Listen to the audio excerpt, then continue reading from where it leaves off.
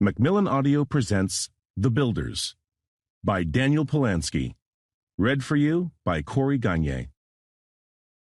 To my uncles Theodore, Frank, and John, for long years of love and support. Part the first. 1. A mouse walks into a bar. Reconquista was cleaning the counter with his good hand when the double doors swung open. He squinted his eye at the light, the stub of his tail curling around his peg leg. "We are closed." Its shadow loomed impossibly large from the threshold, tumbling over the loose, warped wood of the floorboards, swallowing battered tables and splintered chairs within its inky bulk. "You hear me? I said we're closed," Reconquista repeated, this time with a quiver that couldn't be mistaken for anything else. The outline pulled its hat off and blew a fine layer of grime off the felt. Then it set it back on its head and stepped inside. Reconquista's expression shifted, fear of the unknown replaced with fear of the known quite well. "Captain, I didn't recognize you." Penumbra shrunk to the genuine article. It seemed absurd to think the newcomer had inspired such terror. The captain was big for a mouse, but then being big for a mouse is more or less a contradiction in terms, so there's not much to take there. The bottom of his trench coat trailed against the laces of his boots, and the broad brim of his hat swallowed the narrow angles of his face. Absurd indeed. Almost laughable. Almost, but not quite. Maybe it was the ragged scar that ran from his forehead through the blinded pulp of his right eye. Maybe it was the grim scowl on his lips, a scowl that didn't shift a hair as the captain moved deeper into the tavern. The captain was a mouse, sure as stone. From his silvery white fur to his bright pink nose, from the fan ears folded back against his head to the tiny paws held tight against his sides. But rodent or raptor, mouse or wolf, the captain was not a creature to laugh at. He paused in front of Reconquista. For a moment he had the impression that the ice that held the captain's features in place was about to melt, or at least unsettle. But it was a false impression. The faintest suggestion of greeting offered, the mouse walked to a table in the back and dropped himself lightly into one of the seats. Reconquista had been a rat, once. The left side of his body still was, a firm if aging specimen of Rattus norvegicus, but the right half was an ungainly assortment of leather, wood, and cast iron, a jury-rigged contraption mimicking his lost flesh. In general, it did a poor job. But then he wasn't full up with competing options. "I'm the first?" the captain asked in a high soprano, though none would have called it that to his face. "Si, said Reconquista, stutter-stepping on his peg leg out from behind the bar. On the hook attached to the stump of his right arm was slung an earthenware jug, labeled with an ominous trio of X's. He set it down in front of the captain with a thud. "You're the first." The captain popped the cork and tilted the liquor down his throat. "Will the rest come?" Reconquista asked. A half-second passed while the captain filled his stomach with liquid fire. Then he set the growler back on the table and wiped his snout. "They'll be here." Reconquista nodded and headed back to the bar to make ready. The captain was never wrong. More would be coming. 2. A stoat and a Frenchman. Bonsoir was a stoat. That's the first thing that needs to be said. There are many animals that are like stoats, similar enough in purpose and design as to confuse the amateur naturalist. Weasels, for instance, and ferrets. But Bonsoir was a stoat, and as far as he was concerned, a stoat was as distinct from its cousins as the sun is from the moon. To mistake him for a weasel or, heaven forbid, a polecat, well, let's just say creatures who voiced that misimpression tended not to do so ever again. Creatures who voiced that misimpression tended, generally speaking, not to do anything ever again. Now, a stoat is a cruel animal, perhaps the cruelest in the gardens. They are brought up to be cruel. They must be cruel, for nature, which is crueler, has dictated that their prey be children and the unborn, the beloved and the weak. And to that end nature has given them paws stealthy and swift, wide eyes to see clearly on a moonless night, and a soul utterly remorseless, without conscience or scruple. But that is nature's fault, and not the stoat's. The stoat is what it has been made to be, as are we all. So Bonsoir was a stoat. But Bonsoir was not only a stoat. He was not even, perhaps, primarily a stoat. Bonsoir was also a Frenchman. A Frenchman, as any Frenchman will tell you, is a difficult condition to abide, as much a privilege as a responsibility. To maintain the appropriate standards of excellence, this superlative of grace, was a burden not so light even in the homeland, and immeasurably more difficult in the colonies.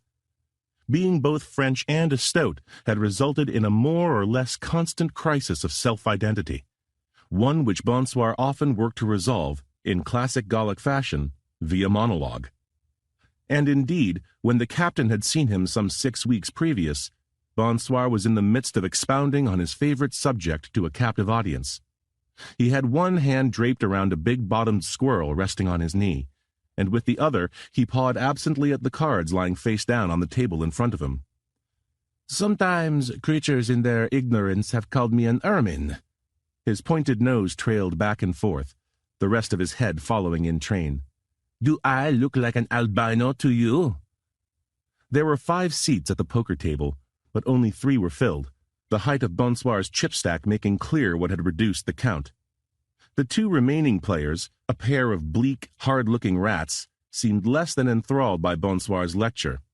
They shifted aimlessly in their seats and shot each other angry looks, and they checked and rechecked their cards, as if hoping to find something different. They might have been brothers, or sisters, or friends, or hated enemies. Rats tend to look alike, so it's tough to tell. "Now, a stoat," Bonsoir continued, whispering the words into the ear of his mistress.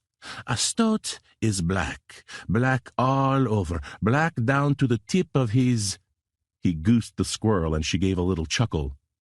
"Feet." The Swollen Waters was a dive bar, ugly even for the ugly section of an ugly town, but busy enough despite this, or perhaps because of it. The pack of thugs, misanthropes, and hooligans who thronged the place took a good hard look at the captain as he entered, searching for signs of easy prey. Seeing none, they fell back into their cups. A swift summer storm had matted down the captain's fur, and to reach a seat at the bar required an ungainly half-leap. He seemed more than usually perturbed, and he was usually quite perturbed. "You want anything?" The server was a shrewish sort of shrew, as shrews tend to be. "Whiskey." A miserly dram poured into a stained glass. "We don't get many mice in here." "We're not partial to the stench of piss," the captain said curtly, throwing back the shot and turning to watch the tables. Back at the table the river card had been laid, and Bonsoir's lady friend rested on the vacant seat next to him. One rat was already out, the stack of chips too much weight for his wallet to support. But the other had stayed in, calling Bonsoir's raise with the remainder of his dwindling finances. Now he triumphantly tossed his cards down on the table and reached for the pot. "That is a very fine hand," Bonsoir said, and somehow when he had finished this statement, his paw was settled atop the rat's, firmly keeping him from withdrawing his winnings. "That is the sort of hand a fellow might expect to get rich from." Bonsoir flipped his own over, revealing a pair of minor nobles. "Such a fellow would be disappointed." The rat looked hard at the 2 thin pieces of paper that had just lost him his savings. Then he looked back up at the stoat. "You've been taking an awful lot of pots tonight." His partner slid back from the table and rested his hand on a cap-and-ball pistol in his belt. "An awful lot of pots." Bonsoir's eyes were cheery and vicious. "That is because you are a very bad poker player," he said, a toothy smile spreading across his snout. "And because I am Bonsoir." The second rat double-tapped the butt of his weapon with a curved yellow nail. Tick-tick, reminding his partner of the play.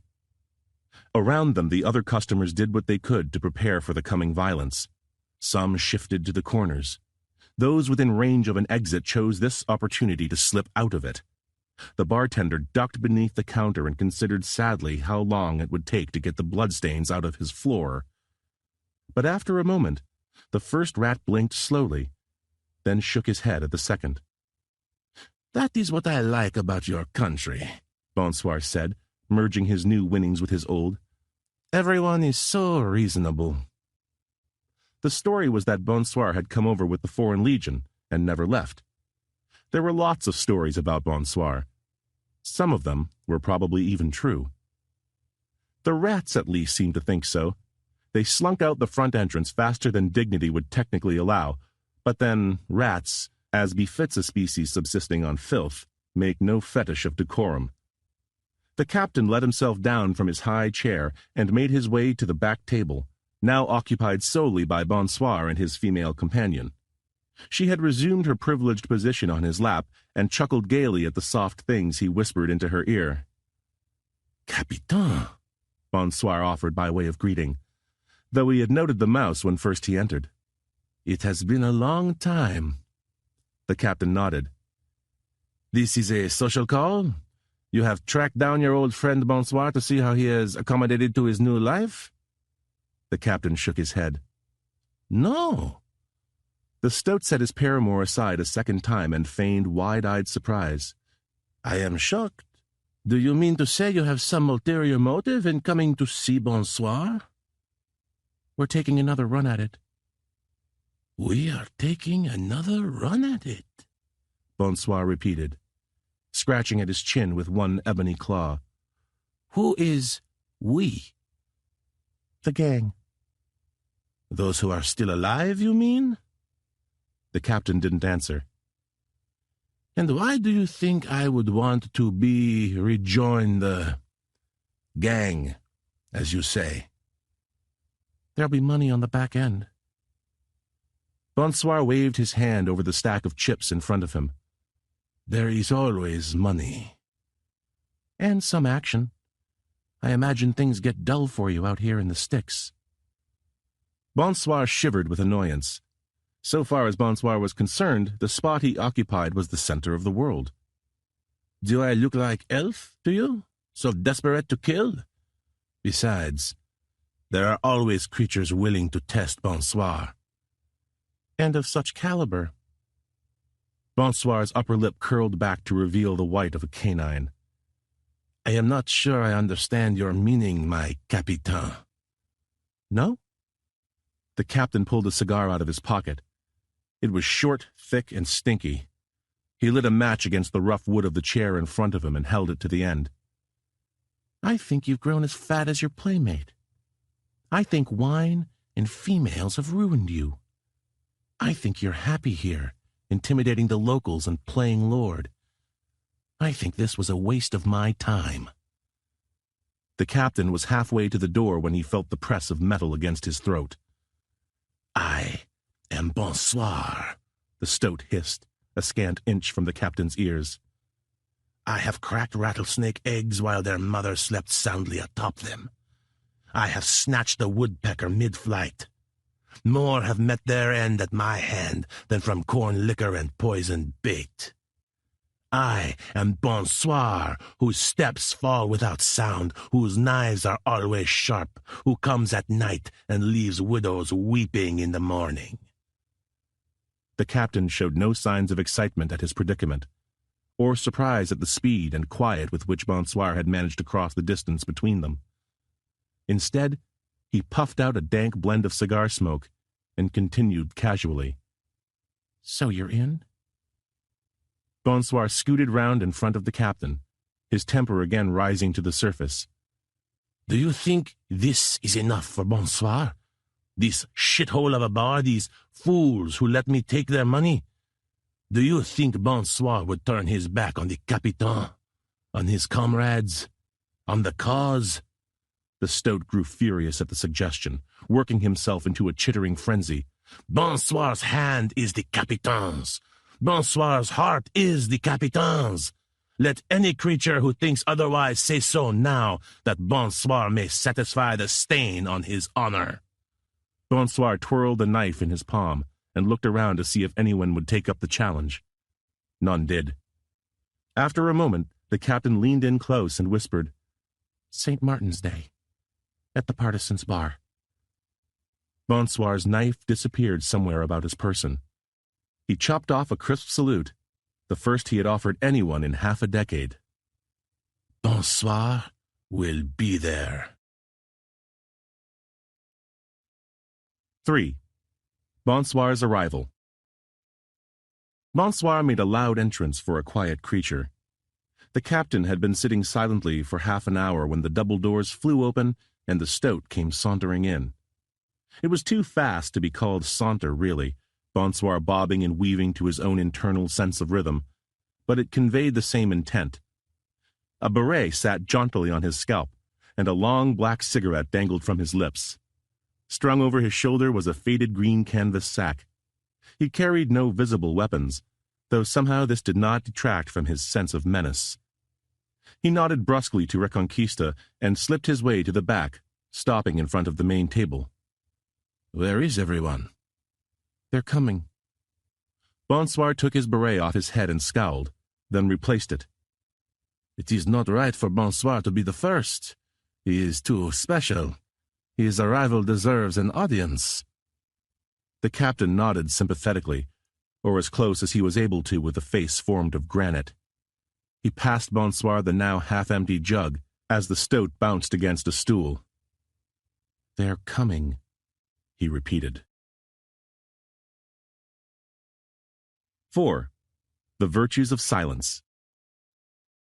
Boudica lay half-buried in the creek bed when she noticed a figure threading its way along the dusty path leading up from town. The stream had been dry for years now, but the shifting silt at the bottom was still the coolest spot for miles, shaded as it was by the branches of a scrub tree. Most days, and all the hot ones, you could find Boudica there, whiling away the hours in mild contemplation, a hunk of chaw to keep her company. When the figure was half a mile out, Boudica's eyebrows elevated a tick above their resting position. For the opossum, it was an extraordinary expression of shock. Indeed, it verged on hysteria. She reflected for a moment longer, then resettled her bulk into the sand. This would mean trouble, and generally speaking, Boudica did not like trouble. Boudica, in fact, liked the absolute opposite of trouble. She liked peace and quiet, solitude and silence. Boudica lived for those occasional moments of perfect tranquility, when all noise and motion faded away to nothing, and time itself seemed to still. That she sometimes broke that silence with the retort of a rifle was, in her mind, ancillary to the main issue. And indeed, it was not her steady hands that had made Boudica the greatest sniper who had ever sighted down a target, nor her eyes that had picked out the captain long moments before anyone else could have even identified him as a mouse. It was that she understood how to wait, to empty herself of everything in anticipation of that one perfect moment, and then to fill that moment with death. As an expert, then, Boudica had no trouble biding the time it took the mouse to arrive, which she spent wondering how the captain had found her. Not her spot at the creek bed. The locals were a friendly bunch and would have seen no harm in passing on that information. But the town itself was south of the old boundaries, indeed as south as one could go, surrounded by an impenetrably barren wasteland. Boudica spat a jet of tobacco juice into the weeds and set her curiosity aside. The captain was the sort of animal who accomplished the things he set out to do. Finally, the mouse crested the little hill that led up to Boudica's perch. The captain reacted to the sight of his old comrade with the same lack of excitement that the opossum had displayed upon picking him out some 20 minutes prior. Though the heat was scorching, and the walk from town rugged, and the captain no longer a pinky, he remained unwinded. As if to fix this, he reached into his duster and pulled out a cigar, lit it, and set it to his mouth. "Boudica." Boudica swatted away a fly that had landed on the top of her exposed tummy. "Captain," she offered, taking her time with each syllable as she did with everything. "Keeping cool?" "Always." It was a rare conversation where the captain was the more active party. He disliked the role, though it was one he had anticipated playing when enlisting the opossum. You busy? Do I look it? Up for some work? Boudica rose slowly from the dust of the creek bed. She brushed a layer of sand off her fur. Hell, Captain, she said, her savage grin contrasting unpleasantly with the dreamy quietude of her eyes. What took you so long? 5. Boudica's arrival. When the captain returned from the back, Boudica was at the table, the brim of her sombrero covering most of her face. Leaning against the wall behind her was a rifle nearly as long as its owner, a black walnut stock with an intricately engraved barrel. She was smiling quietly at some jest of Bonsoir's, as if she had been there all day. Indeed, as if they had never parted. He thought about saying something, but decided against it. 6. The Dragon's Lair. The captain had been journeying for the better part of 3 days when he crested the woodland path into the clearing. He was in the north country, where there was still water, and trees, and green growing things. But even so, it was a dry day, and the heat of the late afternoon held its grip against the coming of the evening. He was tired, and thirsty, and angry. Only the first two were remediable, or the results of his long walk. The inn was a squat, stone, 2-story structure with a thatched roof and a low wall surrounding it. Above the entrance was a whittled sign that read, Evergreen Rest. Inside, a thin innkeeper waited to greet him, and a fat wife cooked stew, and a homely daughter set the tables. The captain did not go inside. The captain swung around to the small garden that lay behind the building. In recent years, these sorts of hostelries had become less and less common, with bandits and petty marauders plaguing the roads, choking traffic, and making travel impossible for anyone unable to afford an armed escort. Even the lodges themselves had become targets, and those that remained had begun to resemble small forts, with high walls and stout doors, and proprietors that greeted potential customers with cocked scatterguns. The reason the Evergreen Rest had undergone no such revisions, the reason no desperado within 5 leagues was foolish enough to buy a glass of beer there, let alone make trouble, stood behind an old tree stump, an axe poised above his head. Age had withered his skin from a bright crimson to a deep maroon, but it had done nothing to excise the flecks of gold speckled through his flesh. Apart from the shift in hue, the years showed little on the salamander. He balanced comfortably on webbed feet, sleek muscle undiluted with blubber. His faded trousers were worn but neatly cared for. He had sweated through his white shirt and loosened his shoestring necktie to ease the passage of his breath. He paused at the captain's approach, but went back to his work after a moment, splitting logs into kindling with sure, sharp motions. The captain watched him dismember a choice selection of timber before speaking. "Hello, Cinnabar." Cinnabar had calm eyes, friendly eyes that smiled and called you sir or madam, depending on the case, eyes like cool water on a hot day. Cinnabar had hands that made corpses, lots of corpses, walls and stacks of them. Cinnabar's eyes never seemed to feel anything about what his hands did. "Hello, Captain," Cinnabar's mouth said. Cinnabar's arms went back to chopping wood. "It's been a while," the captain added, as if he had just realized it. "Time does that." "Time does," the captain agreed. "You surprised to see me?" Cinnabar took another log from the pile, set it onto the tree stump. "Not really," he said, the denial punctuated by the fall of his axe. The captain nodded. It was not going well, he recognized, but he wasn't quite sure why or how to change it. He took his hat off and fanned himself for a moment before continuing. "You a cook?" While waiting for the answer, he reached down and picked up a small rock. "Busboy." "It's been a long walk. Think I could get some water?" Cinnabar stared at the captain for a moment, as if searching for some deeper meaning. Then he nodded and started toward a rain barrel near the back entrance.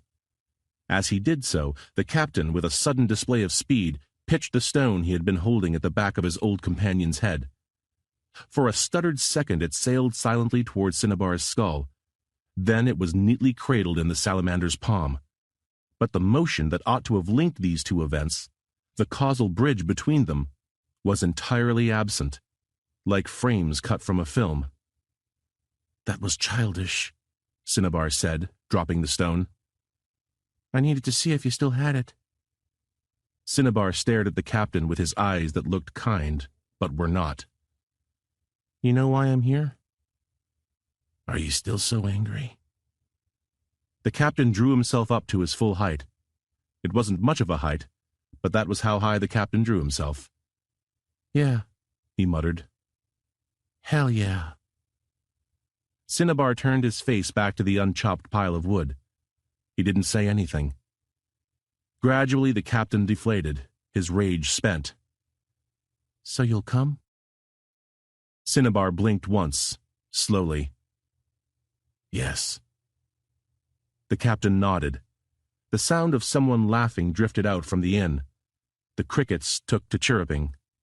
The two old friends stood silently in the fading light, though you wouldn't have known it to look at them.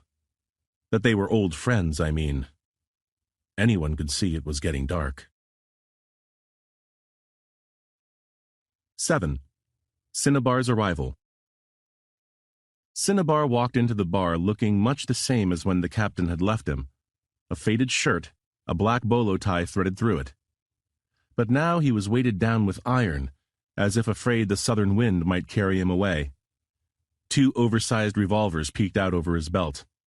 The butt of a smaller cousin hung from his shoulder, a bulge in his boot rounding out the family reunion. Turning to hang his coat on the wall, he revealed one final engine of destruction, a rifle with the barrel cut down. It was strapped sideways across his lower back, just above the root of his tail. "Do you think you brought enough metal?" Bonsoir asked, whiskers twitching at the joke. "For what we're planning?" Bonsoir considered this for a moment before replying without any trace of his former good humor. "We should try to find you a shotgun." Cinnabar nodded and took his seat. 8. A well-earned retirement. Barley was surprised to see a customer so late in the day. Since taking over the general store, he had grown as familiar with the flow of commerce in his small town as a fisherman does with the current. It was a Sunday, and that meant a deluge of sales after church let out. Penny candy and ribbons for the children, cask ale and bits of finery for their parents, but little enough thereafter. In fact, he had planned to close early and head across the street to the town's only other establishment, a modest hostelry, drink a glass of cool beer and eat a steak dinner. He was glad now that he hadn't. Between the sun's glare and the weak eyes common to his species, he couldn't make out which of his regulars was standing in his doorway, but he waved him in anyway. He was a friendly sort, Barley. At least, he had lately become so. "Don't worry, we're open." His wide grin of greeting fell away as the captain brushed through the entrance. "Hello, Barley," the captain said, extending his hand. After a short but noticeable pause, Barley reached across the trestle and took it. "Captain." Barley was an adult badger, slate gray and nearly big enough to touch the ceiling. His palm was the size of the mouse's chest, and it swallowed up its counterpart as if hungry for more. "It wasn't easy to find you." "I didn't want to be found." The captain nodded and scanned the badger's establishment. It was spare but well maintained, rows of stock neatly arranged, the ground freshly swept. It was, in short, indistinguishable from 100 other general stores the captain had passed through in his lifetime. He tried to square it with his memories of the creature who managed it. It was hard going. "It's a nice place you've got." Barley inspected the mouse's face for any hint of mockery. "Thanks. I took over a few years ago. The owner's daughter went east for work, and he didn't have anyone believe it to." "You like it?" Barley smiled almost self-consciously. "I do. It's quiet. Since the mine dried up, there's not much traffic. I know the customers, I know what they want. They come in smiling and they leave the same way." The captain nodded, not really listening. "I'm putting the old crew together." "I'm out," Barley said. For years Barley had dreaded this moment, hoped it would never come, feared that when it did his courage would shrivel up and he wouldn't be able to cough out those words. The moment of truth had revealed itself as not being nearly so terrible as he had supposed. He decided to say it again. "I'm out. You've been good to me, Captain, but I've been good to you too. The way I figure it, we're even." The captain kept the off-white of his dead eye firm on the badger, but his face didn't twitch. "I need you, Barley. There's no one can do what you can do." "What I do?" Barley smiled and nodded to his stock on the shelves behind him. "I sell things, Captain. Notepaper and spools of thread, frying pans and hardtack. You need any of those? I can give it to you at cost. But beyond that—" His lips drew into a frown and he shook his head slowly. "I don't kill anymore. I won't kill anymore. I'm through with it." "We've all killed, Barley." "Not like I have. Not so many, not near so many. None of you did. Not even Cinnabar." For a moment Barley's long snout hung open, and he lost himself in ugly memory. Then he blinked twice and turned back toward his chief. "I'm not arguing with you, Captain. I'm telling you how it is. I won't do it anymore. Everyone has the right to change." The captain nodded, unsurprised, but with a certain weary sadness. "I figured you'd say as much. I'm sorry." "I'm sorry, too," Barley began. But before he could finish, the captain put furred fingers to his lips and let out a sharp whistle. The pair of sewer rats who entered then were as hard as pig iron, scarred things from one of the cities back east. The captain had brought them special for the job. To judge by their kit and manner, it was not the first time they'd come to a foreign place for the purpose of doing evil. Barley took a slow glance at the two of them, then turned his gaze back onto their employer. Having summoned his minions, the captain now showed them a distinct lack of interest, his attention focused entirely on the badger. The two rats were professionals, the first covering Barley with his rifle while the second fanned out to flank him, his hand on a big revolver dangling from his waist. "This him?" the one with the rifle asked. The captain nodded. The rat turned back to Barley. "Sorry, pal. Nothing personal." "Just business," Barley agreed, his coal-black eyes pinning down on the captain. The first rat nodded and leveled the rifle at Barley's skull. He was experienced enough to know one in the body wasn't a kill shot for a badger, not even at close range. He cocked the lever back. His partner stood by silently. Badgers are not spry animals, and Barley was no outlier. But he understood the importance of committing to violence, of giving oneself over fully to savagery and not playing the flirt. And perhaps his placidity had lulled the rats into a false sense of security. Though well practiced in murder, they had misread his resignation. It was not acceptance of his own death that Barley's stillness signaled. It was acceptance of theirs. Barley dropped suddenly to all fours, shielded briefly by the thick wood of the counter. There was a loud crack as a rifle bullet tore through the space the badger had just. Then heavy splinters flew off in all directions, Barley pitching himself through the oak paneling and into his would-be assassin. The full weight of his shoulder impacted against the rat and bounced him against the side wall.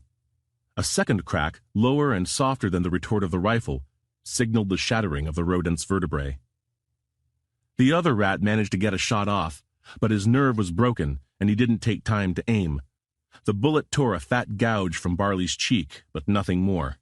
He roared furiously and switched directions on a dime, his massive bulk flailing but his steps as graceful as a dancer's. The rat quivered his lower lip and squirted down his pant leg, and then Barley brought his hands together in a clap that shook the very foundations of the building. Barley turned back to the captain, mad with rage, his palms red with the outline of the slaughtered rat. He watched his old commander for a moment, the layers of tightly corded muscle and the fur surrounding it insufficient to contain his wild anger. Then he sprinted forward and scooped up the unresisting mouse with one hand, lifting him above the ground and giving him a shake that would have snapped the spine of a less hardy victim. 5 years! The captain's whiskers were pinned back by the force of the roar. 5 years without murder. 5 years without a corpse. What have you done? What have you done? The captain's face betrayed no knowledge that he was a few pounds per inch from oblivion. Cool and steady and faintly mocking. I made you a killer again. Barley's eyes, as big as the captain's head, bulged in their sockets. Barley's lip quivered in the sort of spasm of rage that often precedes murder. But then Barley opened his grip, and the captain fell awkwardly to the ground. He lay there for a half-moment, then pulled himself to his feet. Barley's face was sad and heavy. He stared at the wall as though he was having trouble recognizing it. St. Martin's Day, the captain said. The Partisans' Bar. Bring the machine. After a long moment, Barley nodded absently, and the captain left, stepping casually over the broken body of the creature he had paid to die. 9. Barley's arrival. Given that he stretched perhaps triple the combined size of the creatures waiting for him, Barley managed to enter the bar without drawing undue attention to himself. It wasn't stealth, exactly. He was much too large for that. More a sort of unassuming quality that allowed eyes to pass over him without demanding the notice his dimensions rightfully demanded. In one hand, he gripped the top handle of a black trunk, wide and presumably quite heavy, though you'd not have known it by the ease with which it was carried. Apart from whatever was inside, Barley had come unarmed. The conversation at the back table had long since gone silent. The captain was not one for small talk, even in his cups, and Boudica and Cinnabar's studied muteness made the mouse seem positively loquacious by comparison. Generally speaking, Bonsoir didn't see the silence of others as a barrier to conversation, but even the most committed orator requires some assistance from the chorus. Without it, he had turned, like his companions, to the rewarding but largely silent task of getting drunk. So Bonsoir looked up happily when the creaking floorboards indicated the arrival of another member of their merry band, and his smile widened as he discovered the newcomer's identity. Barley matched it with a grin that overran his snout and spilled over into a booming laugh. Unlikely as it seemed, the ink-black stoat and the broad-chested badger had been thick as thieves during their service, to use an overly sympathetic euphemism to describe years spent in the business of violence and mayhem. That's an ugly hat, Barley started. Bonsoir's eyes went wide with mock fury. This is the greatest hat anyone has ever worn, he said, pointing at his beret. This hat was a gift from the Emperor of Mexico after I saved his life from a rampaging skunk. He begged me to stay on as his chief advisor, but I said, Emperor, Bonsoir cannot be caged, not even with bars of gold. Mexico doesn't have an emperor. That is Mexico's misfortune, for all of the greatest countries have emperors. Barley laughed a second time and made his way to the oversized stool that Reconquista had put out to accommodate his ample backside. He set his case next to his chair and called for more liquor. From behind the counter, the rat brought another jug to join its siblings scattered about the table. If, as Barley had insisted, he had turned over a new leaf and was no longer willing to countenance murder, he seemed altogether comfortable in the presence of creatures who had made it their calling. 10. Our old friend, the devil. The captain slunk through the back streets of the capital like waste through a drainage pipe. There were few enough now who could remember him, and the likelihood that any of them were spending this stormy evening in the slums north of the docks was slim. But the captain was careful, even when he didn't think he needed to be. So he stuck to the shadows and cut through alleys and kept his hand firm on his revolver. The captain did not like being in the capital, had not been back since that grim final night 5 years past. But he had one more visit to make, one last strand to pull together, and it was not coincidence that he had saved it for last. The rain trickled down from the top of his hat to the brim, dripped over his dead eye and into his whiskers. It was the kind of storm that made walking feel like waiting, the kind of rain that wet the ground without cooling the air. It was the right kind of weather for the business ahead. The captain stifled a sniffle. He took a turn down an unremarkable side street and stopped in front of a battered wooden house. No sign established it as a place of trade, and there was nothing to indicate it was anything but what it seemed. Except the door was heavy and thick. Heavier and thicker than a door needed to be for a shack in a slum. The captain banged on it. 3 solid blows. A peephole slid open. A beady pair of eyes peeked out from it. "What you want?" a voice asked. It was not a friendly voice. Voices coming through peepholes rarely are. "I'm here to see the underground man." With most of his body obscured, it was an open question how exactly the gatekeeper responded to this piece of information. But the eyes, at least, clouded up with fear. "Who you be?" "Someone who knows who to ask for." The peephole slammed shut. The captain heard the sound of a bolt unlocking. Then the door opened to reveal a massive porcupine in a fine suit, perfectly tailored to allow for his prickly pines, any one of which was half again the size of the captain. "Welcome to the Setting Moon Cafe, sir. House policy requires all weapons be passed over for safekeeping."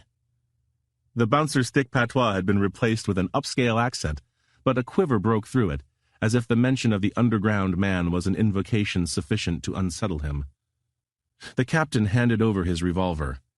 It represented perhaps a solid quarter of his armaments, though if the porcupine realized this, he was wise enough not to make it an issue.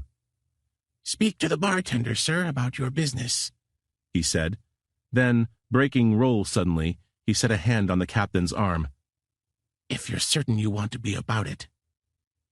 The captain shook off the porcupine's grip and descended the stairs without responding. It would have come as a surprise to the homeless and destitute creatures who eked out a miserable existence on the streets above that their block, indeed, the neighborhood, was little more than camouflage, rough casing for the subterranean organs below. Beneath the boarded-up row houses was a sprawling citadel of sin, decadent and opulent, beautiful and corrupt. Scantily clad females carried trays of liquor to powerful males, threading their way through poker tables and roulette wheels. In one corner was a stage, though at the moment it was vacant of any entertainment. In another, a door led to a suite of back rooms, and the pleasures on offer there were always available, so long as you had coin to pay. The captain paid no attention to the decor, or the females, or their clientele. The captain was singular in his single-mindedness. He took an empty stool at the back counter, far away from the few packs of revelers, and he waved down the bartender. "Whiskey? Smoke? Something more satisfying?" "I'll take the first," the captain said, pulling a cigar from a pocket and lighting it. "And I've got the second." "How about the third?" the bartender asked with practiced charm. The straight line of the captain's mouth didn't waver. "I'm here to see the underground man." The bartender went wide-eyed and threw back the shot of whiskey he had just poured for the captain. "She knows you're coming?" "Who knows what the underground man knows?" "Who indeed?" The bartender poured himself another glass and drank that as well. "I'll let her know you're here. If she don't want to see you," the bartender shrugged, "you probably won't be seen again." The captain didn't seem impressed by that. The bartender disappeared into a back door. It was a slow night, or the guinea pig probably wouldn't have bothered. The captain did not seem desperate for company, though on the other hand, company was usually the reason animals made their way to the Setting Moon Cafe. So she sidled 2 seats over, drawing the captain's attention with her ample bulk. "Not interested," he said flatly. She smiled. She was pretty, for a guinea pig, if you didn't mind them heavy. If you did mind them heavy, you probably wouldn't go for a guinea pig. "Slow down a minute, sugar. No one's asking for a ring. How about you just buy me a drink?" "I'm not paying for this one," the captain said. "I could not pay for another." He reached over the bar and grabbed a glass, then filled it from the bottle before sliding it to her. He had to stretch. She recognized his courtesy with a quick bob of her head, then took a sip of her drink. Time passed. She fluttered her eyelashes and offered a coquettish smile. But the captain's shallow reserve of gentility was depleted, and he ignored the bait. She decided to go for broke. "I could put a smile on your face," she whispered, running the pink of her tail down the captain's leg. "No, you couldn't," he said, and his one good eye didn't look at her. Another moment beside his ground-glass scowl, and she decided he was probably right. As her hope for a transaction evaporated, her demeanor changed, leavened into something more natural. "What are you here for, then?" The captain rolled a few fingers of liquor down the recess of his throat. "I'm here to see the devil." A flicker of fear, though she hid it swiftly. "I'm not sure I know him, stranger." The captain poured another charge into his cup, disposed of it with one neat motion. "Everybody knows the devil, but not everyone works for her." The guinea pig swallowed hard. "I don't know anything about that, stranger. I stick to my own business."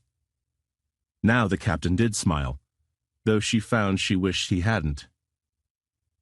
"Let's hope that's enough to save you." The bartender came out from the back then, shaking his head in wonder or fear. "She'll see you, stranger," he began. "Follow that passage to the end." He opened his mouth as if to say something else, perhaps to try to dissuade the captain, but in the end he remained silent. The mouse did not look like the sort of creature who left a place with his aims unfulfilled. And besides, security had already marked him. One way or the other, he was going to see the underground man. The open question was whether he'd come back out again. The captain slid off his stool and walked into the back, without a word of thanks or farewell for the bartender or his erstwhile companion. The door led to a long corridor, and then to a second door, grim and featureless. He banged his tiny fist against the wood.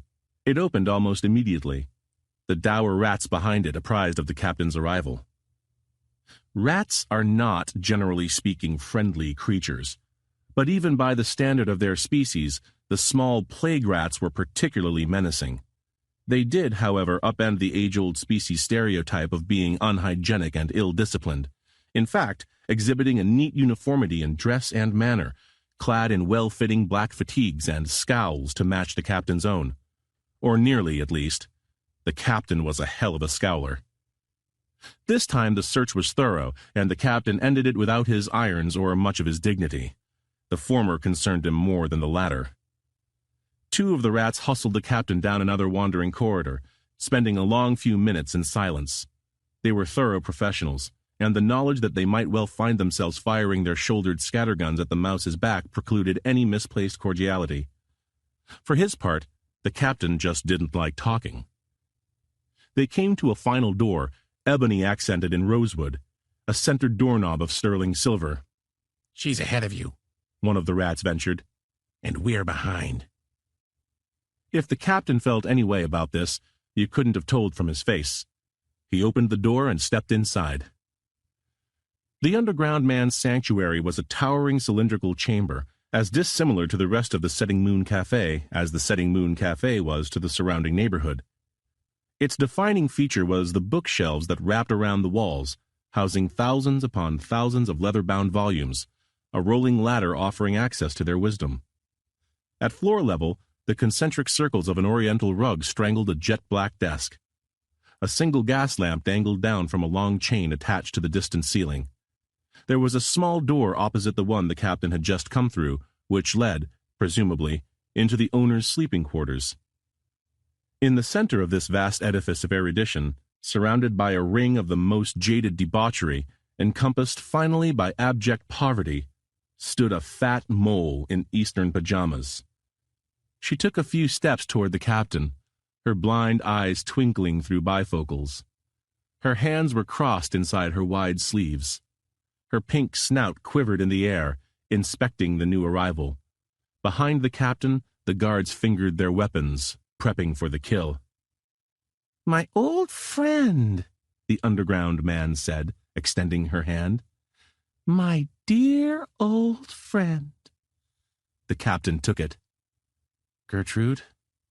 He nodded to the books, or perhaps to the building that surrounded them. "You've done well for yourself." Gertrude shrugged self-effacingly at the surrounding splendor. "One has to keep busy. And you? How have you occupied the last half-decade?" "I joined a nunnery." "You're soliciting donations?" "Not exactly." "No, I imagined not. Now would be the time. The capital rots, the country boils, the roads are awash in banditry and disorder." She scratched her chin, settled her arms around a rotund belly. "Have you thought about how you'll do it?" "Yes." "Loquacious as ever." Gertrude burped a laugh. "I assume it begins with the elder." The captain grunted. "He should be easy enough to find, and if you've got everyone together, easy enough to get. But what happens after?" The captain shrugged. A silent moment dripped away. "I figured that was where you came in." "I suppose I might be of some assistance, though that does raise another issue."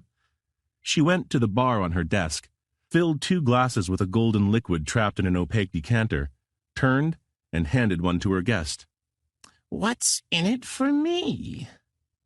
The captain sipped his drink, but above it his eyes didn't leave the mole. "You could be the lady of the manor." "I couldn't. And besides, I don't want to be lady." "Me neither, but I wouldn't mind whispering in her ear."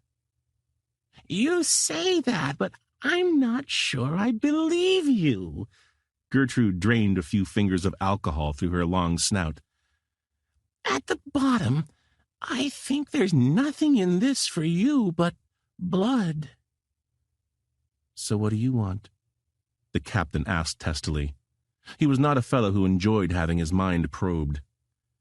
Gertrude gestured casually at her surroundings, opulence flavored with refinement. "I have it.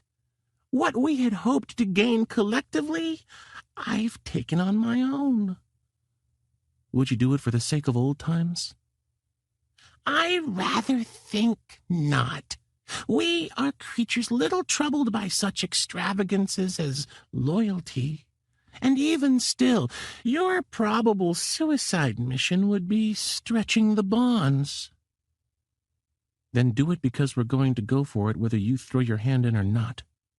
If you stay out of it, and it goes our way, then you'll be left in the cold. And if you stay out of it, and we fail, I imagine you might experience a brief twinge of regret." Gertrude smirked. "Very brief." A few more seconds drifted by, then Gertrude sighed and made a motion dismissing her guards.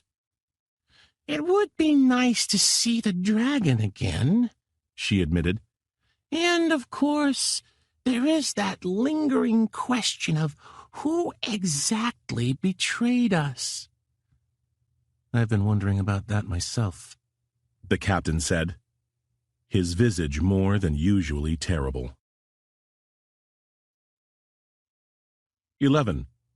Gertrude's arrival. Gertrude came in through the back door looking very little like the criminal despot the captain had spoken to some 3 weeks earlier. She had swapped her Eastern garb for a faded calico dress, homespun and homely. Cinnabar leaned over to the captain. "That's everyone, then?"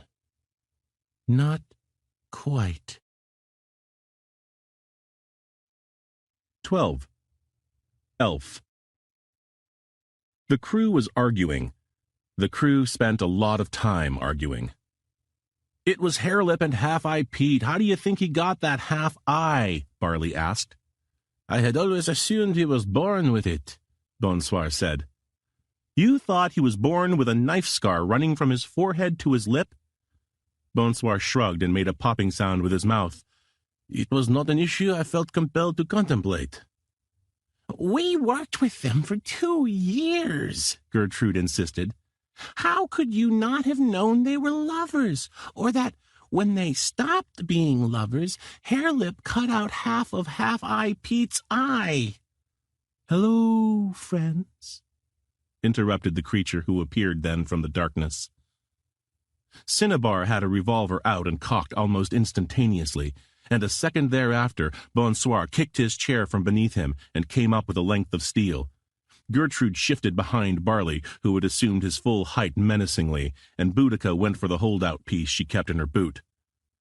Only the captain remained in his chair, unruffled, sipping from his jug. "Hello, Elf."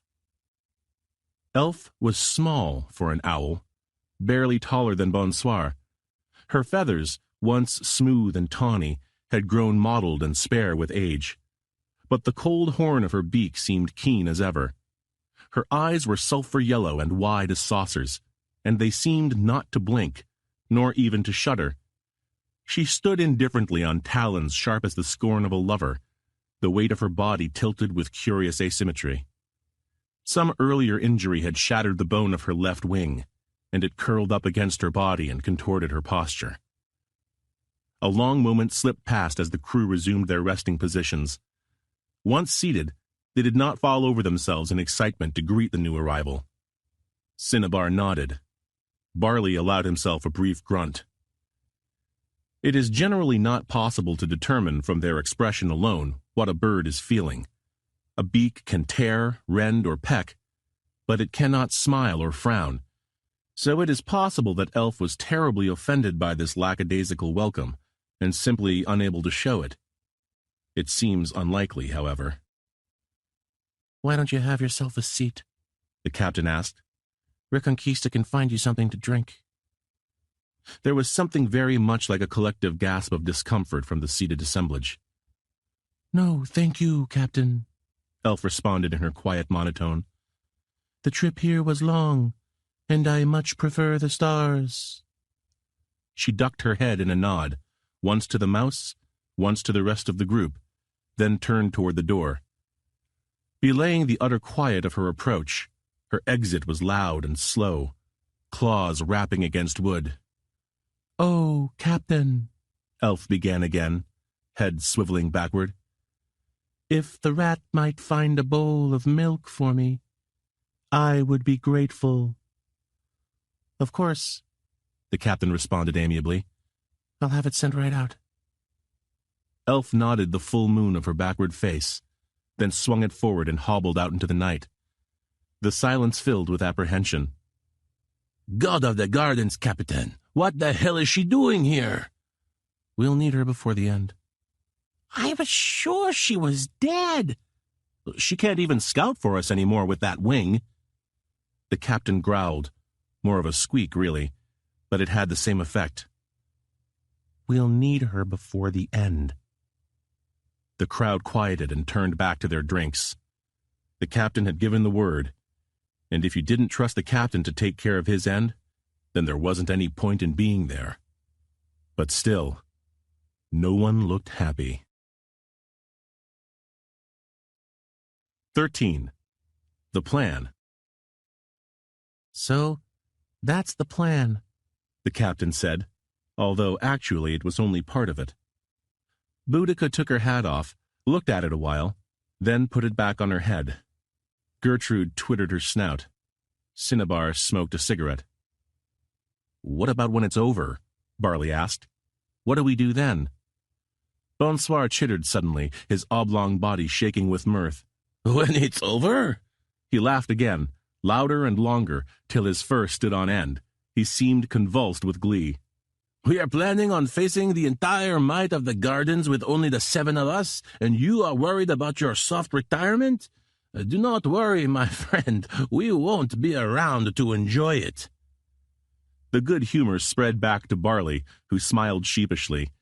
Gertrude offered her meaningless little smirk, and Boudica was grinning anyway. Lizards don't exactly have lips, but Cinnabar seemed vaguely happy all the same. Even the captain smiled. Sort of. It was close. It counted for the captain. 14. Later. "What happened to the captain's eye?" Bonsoir asked Barley while getting steadily drunk in the corner. "That day when—" "What day?" "That day." "Oh, Oh, that day. Yeah. Anyway, remember Alfalfa the hare? Said pistols bored him, liked to do his work with dynamite. Sure. He still owes me money. I wouldn't expect to collect. Mephetic turned him. I don't know how. Once the trouble started, he lit one of those boomsticks. Captain put him down, but Barley shrugged his swelled shoulders. Not fast enough. The explosion took out the captain's eye, and it did for that half of Reconquista that isn't there anymore. I always liked that half. I imagine Reconquista was partial to it as well. 15. And later. I don't remember her being so crazy, Bonsoir began. Bonsoir often began things wiser members of the company preferred to leave sleeping. She was always off, Barley said, slurred, really. She was always off, but she was not always like this. You can't trust a bird. You can't trust anyone. She took the betrayal hard. I didn't like it any more than she did, Bonsoir responded. But I didn't let it drive me mad either. Well, you didn't lose your arm, Barley growled. It's not the wound, Gertrude chimed in. It's the one who made it. You mean the Quaker?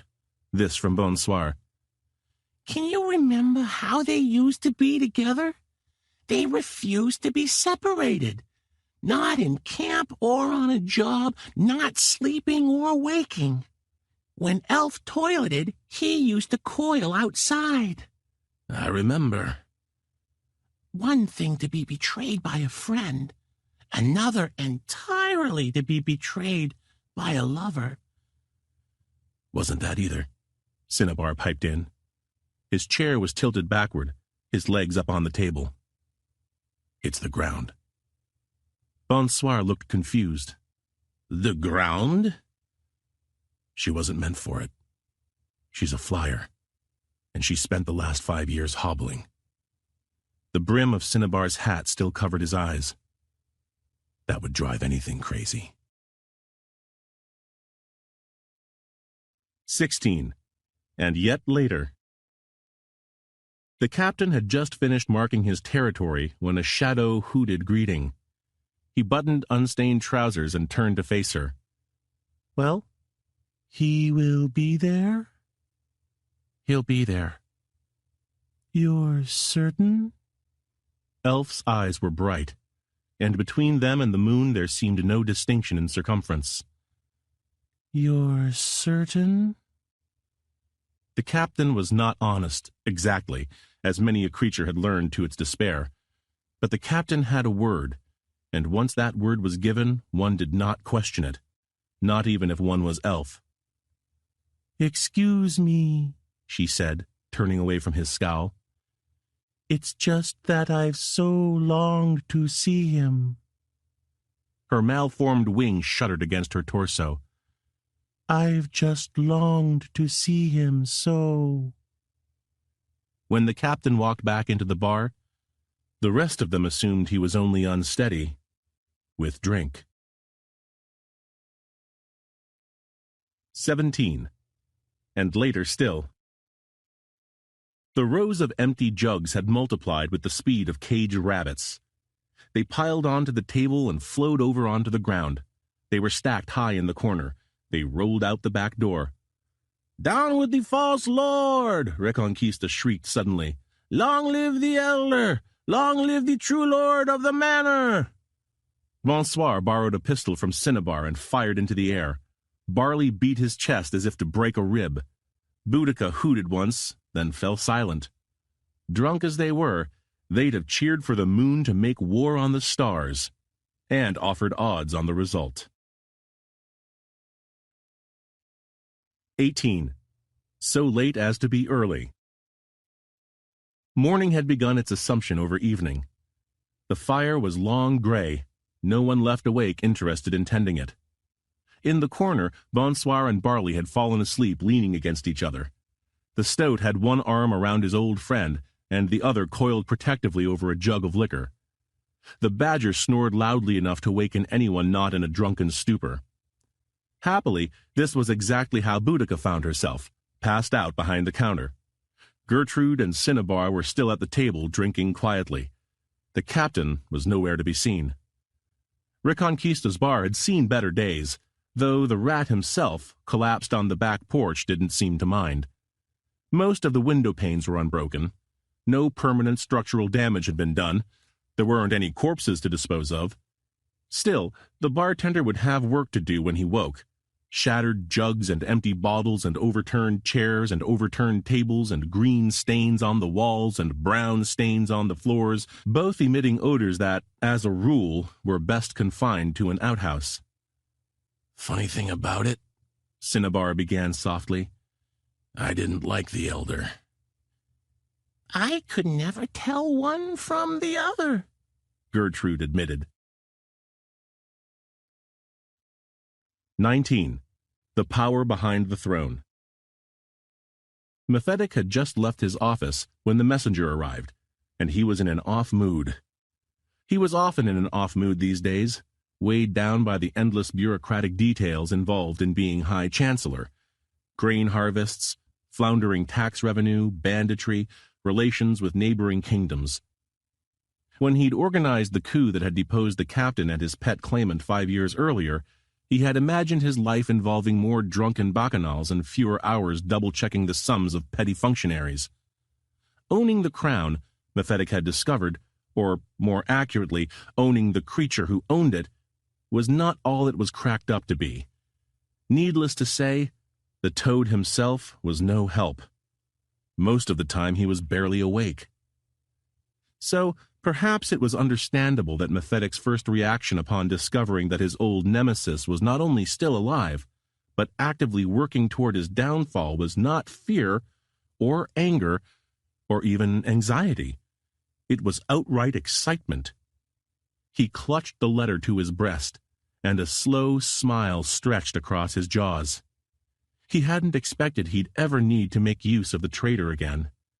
But he'd been paying him a bit by way of upkeep, just in case of this eventuality. The captain's body had never been found, after all. When he threw the last handful of dirt on the mouse's coffin, then he'd be certain. Not before. On his way to the cellars, Mephitic caught himself in a mirror, spent a moment reflecting on his reflection, and decided he was not displeased. It had been years since there was a challenge to his position, and years before that since any wet work had been required of him. Most days, he didn't even bother to carry a gun. But he had kept in shape.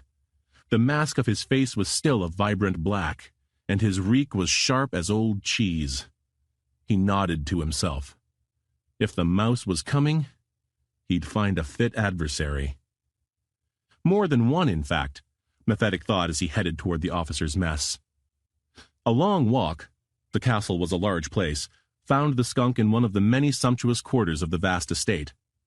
Walls with bright watercolor murals, antique furniture, bottles strewn over the floor.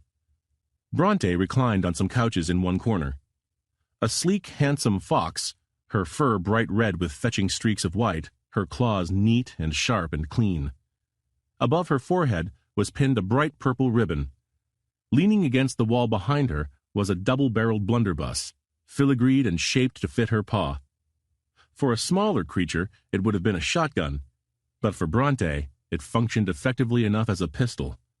It was a lovely-looking thing, and Bronte liked using it whenever appropriate, and in a good number of situations where it strictly speaking wasn't. Next to her, a calico cat puffed away at a hubble-bubble. Puss's watch cost more than his vest, and his vest cost more than his boots, and his boots cost more than a house. If you stripped him naked and sold off his costume, you'd walk away with enough money to retire. Though, if you left him alive, you wouldn't have long to enjoy it. The only thing that could rival Puss's vanity was his sadism. Puss was rough and Bronte was worse, though as far as Mephitic was concerned, neither could hold a candle in terms of sheer menace to the last member of the trio, coiled tightly against the back wall. They were his top ranks, the troubleshooters who helped to keep the gardens running. Any one of the three as dangerous as a battalion of rat guard. And if they didn't quite snap to attention when Mephitic came through the door, well, they weren't exactly your run-of-the-mill grunts now, were they? And they knew enough at least to pay him his due. Mephitic hadn't gotten to where he was by being made of tissue paper. He laid the situation out for them quickly, with little preamble and no aggrandizement. "Well, welcomed as far as I'm concerned," Puss said. Puss had drawing-room manners, and he was as amoral as a loaded gun. "I haven't had anything interesting to do since coming to this backwater hellhole." "Not up to the standards of the old country?" Bronte asked. "Nothing is," Puss said, doffing his hat regretfully. "Would that father had been willing to overlook my youthful indiscretions." "Which indiscretions were those? Dueling or buggery?" Puss mulled this over for a moment. "You know, I can't quite remember." Puss and Bronte laughed merrily. They were the best of friends. One of them was likely to kill the other before long. Bronte turned to face the third of Mephitic's high commanders. "You worked with them," she said. "What can we expect?" The Quaker had fed recently. You could tell from the fat knot stuck midway down his coil. This was the only reason Bronte had been willing to speak with him, and even so, she asked the question from across the room, out of the serpent's effective range, or so she hoped. The Quaker's head was perched atop the tight weave of his body, and for a long moment it seemed he had not heard the question, or simply didn't care to answer. But then his ghost-white tail began to rattle, like rain falling against a window pane, though far less comforting. Mephitic nodded to himself. He was ready for the captain. Part the Second. 20. South of the border. Angie Weasel was drinking from the trough. She righted herself and blinked twice. It was a hot day, sun beating off dust as far as you'd want to look, and a creature could get to seeing things that weren't there. She squinted and fanned herself with her hat. She called to Bessie Weasel, her younger sister, slung out on the swinging bench that hung from the roof of the patio just outside the main house. It was the only structure that remained standing, apart from a large barn rotting a few hundred paces to her rear. Bessie sighed. Bessie listened to the hinges squeal. By the time Bessie had managed to stand, several minutes had passed, and the captain and Cinnabar were clearly within view. And so her effort was altogether wasted. A brief word on weasels. It is not a coincidence that their species has entered the popular nomenclature as synonym for duplicity and cheapness of character. No one has ever caressed a lover and said, "You weasel." A mother does not call her babe a weasel as she brings it to breast. A weeping son does not eulogize his newly dead father as, "My dearest weasel." As a rule, they exemplify the sort of low cunning and brute force that is little in demand among the civilized creatures of the world. The Weasel sisters were very much emblematic of the species, if perhaps slightly nastier than the norm. They had come down from the gardens years ago, just ahead of a mob of animals looking to hang them by their long necks. With such qualifications, they'd had no trouble finding work in the kingdom to the south. The kingdom to the south was that sort of a place. It was a long time before the two of them came within speaking distance. The captain wasn't the hurrying kind. Cinnabar, though he could move very fast indeed, was not the hurrying kind either. The Weasel sisters were also not much for haste, or at least they didn't snap to attention at the arrival of their guests. They didn't even bother with a greeting. "You gonna tell your boss we're here?" the captain asked. Angie Weasel walked over and banged on the door of the house. "You must be the dragon," Bessie Weasel said. Cinnabar didn't respond. "You don't look like no dragon to me." "You ever seen a dragon?" the captain asked. "No." "Then your opinion don't hold much weight." Angie Weasel snickered. Bessie Weasel scowled. Things might have gone bad right then if the door hadn't opened, and the only creature alive who could control the Weasel sisters came out of it. It had been years since the captain had seen Zapata, but he looked exactly the same. Armadillos age slowly, after all. The plate of their armor grows thicker and denser, gray scales shielding the soft flesh beneath. But apart from that, there was little enough to distinguish a pup from an elder. A pair of bandoliers crisscrossed his wide chest, and 2 fat revolvers peeked up from his belt. A sombrero, turned off-white by long years in the sun, shaded the narrow point of his face. Zapata gave the simultaneous impression of a tyrant and clown, like he would make you laugh before having you shot. He approached the captain with an excitement one sees in lovers long separated, his claws outstretched as if for an embrace. When he saw the captain wasn't going to go for it, he shortened his paws up to at least offer a handshake. When he saw the captain wasn't going to go for that either, he set them into his pockets. He remained smiling, however. The captain himself, the elder's avenger, bringer of righteous death. How long has it been, my friend? A while. And by his side the dragon, just as in the old days. Cinnabar nodded, but didn't say anything. You are both welcome, and more than welcome to my humble abode. But perhaps this conversation is best done away from any prying eyes? Zapata waved toward the entrance. The captain looked at Cinnabar. What passed between them none could justly say. Then the captain followed Zapata indoors, Cinnabar holding his spot by the trough. Only the front room of the house remained usable, the rest having long fallen into disrepair, overgrown by the scrub grass that was the only form of flora the desert allowed.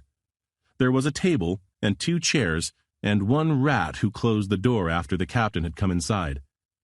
Zapata took a seat and waited for the captain to take the other. For a moment, it looked like he intended to stand, but then he gave the guard a glance that would have curdled milk and dropped down across from Zapata. I must say, the armadillo began, unplugging the cork from a jug resting beside him and taking a swig, I was surprised when you contacted me. He pushed the liquor across the wood. The captain eyed it for a moment, then pushed it back. Because you thought I was dead? When Zapata laughed, his stomach rocked the table back and forth. Please now, Captain, we both know you're too ornery to die. Though, to judge by your eye, Mephitic took a pretty good run at it. How did that happen exactly? One moment you're cock of the walk, and the next your throat is all but cut. I suppose I'm just too trusting. Zapata laughed again. Zapata laughed often. It is your one failing. If you don't mind me saying so, you're too trusting. The captain's appetite for humor had been well and fully satisfied by this point, however, and he refused to continue the jest. Zapata took another pull from the jug, then plugged it and set it back on the table. Well, Captain, as far as I'm concerned, it was worth the trip out here simply to see you. But I imagine you had a purpose in contacting me. I need to find the elder. Zapata pulled at the roots of his long mustache. Why would I know where your old patron resides? I know he fled to the south after everything went sour, and it would be in your country's interest to keep him alive. You've got the connections with the new government to know where he is. And besides, there aren't so many folks left from the old days to call on. Zapata nodded, as if the captain's last words contained some great weight of profundity. That is true, Captain, that is very true. There are few enough of us alive who can still remember the war. Why do you think that is? It's a dangerous world. You misunderstand. I am not asking why you think so many have fallen. I'm asking you why you think I have survived. I guess it's because you're so damned good-looking, the captain said, though he seemed unamused with his joke. Zapata, by contrast, slapped his hands against his knees and roared with laughter. I had forgotten how funny you were, Captain. But no, that is not why. The reason I have survived is very simple. It is because I am a survivor. And I'm not? No, Captain, I do not think you are. Don't misunderstand me, you survive, obviously, or we wouldn't be talking right now. But I do not think you are a survivor, if you see the difference. I imagine it's about to be explained. You see, my old friend, I do what needs to be done at the moment I need to do it, and I don't concern myself overmuch with the day before or after. When the kingdom to the south looked weak, I raised the flag of rebellion. When it grew stronger, I made peace and reaped the rewards. The wind blows, and I let it carry me along. Not you. Quite the opposite, really. You find the fiercest gale you can and spit into its face. Now, one might admire your audacity, and even the strength it takes to stand your comeuppance. But still, the wind blows, does it not? And you are still wet. The captain nodded vaguely. Thanks for the advice. Zapata smiled, laughed, scratched himself, slapped the table, took up a lot of space and attention. Somewhere in the midst of his buffoonery, he shot his rat a look that he didn't intend the captain to see. The mouse is a curious animal. He is small and weak. If he is not slow, he is slower than the cat, the fox, and the owl, his natural predators, which is to say he is not nearly fast enough. His claws and teeth are fragile things, unsuited to violence. Generally speaking, he cannot even blend into his surroundings. In short, the mouse is perhaps the single most helpless animal on earth, blessed with nary a resource to defend himself against the cruel privations of a savage world. Save one. The mouse knows it. The mouse is too feeble to cling to any illusions of safety. From the instant he leaves the flesh of the womb, he knows his life is there for the taking, and he grows cagey and sharp. He sees the goshawk above him, sniffs out the polecat lurking in the shadows. All of which is to say that when the rat leveled his sawed-off shotgun, the captain was already moving, kicking his chair backward and falling with it, the load of buckshot passing swiftly through the space he had occupied, and nestling itself into Zapata's ripe and unsuspecting chest. The captain had meanwhile shaken a hold-out pistol from the sleeve of his coat, and he used the first two of its chambers to make sure his would-be assassin would not have time to regret the mistake. The rat staggered into a corner, counting down its last breaths. The captain turned his weapon on Zapata, though he realized swiftly that the armadillo no longer presented a threat. The captain came slowly to his feet. He picked up his hat from where it had fallen and set it onto his head, his ears flattening to hold it upright. He returned his pistol to his sleeve holster.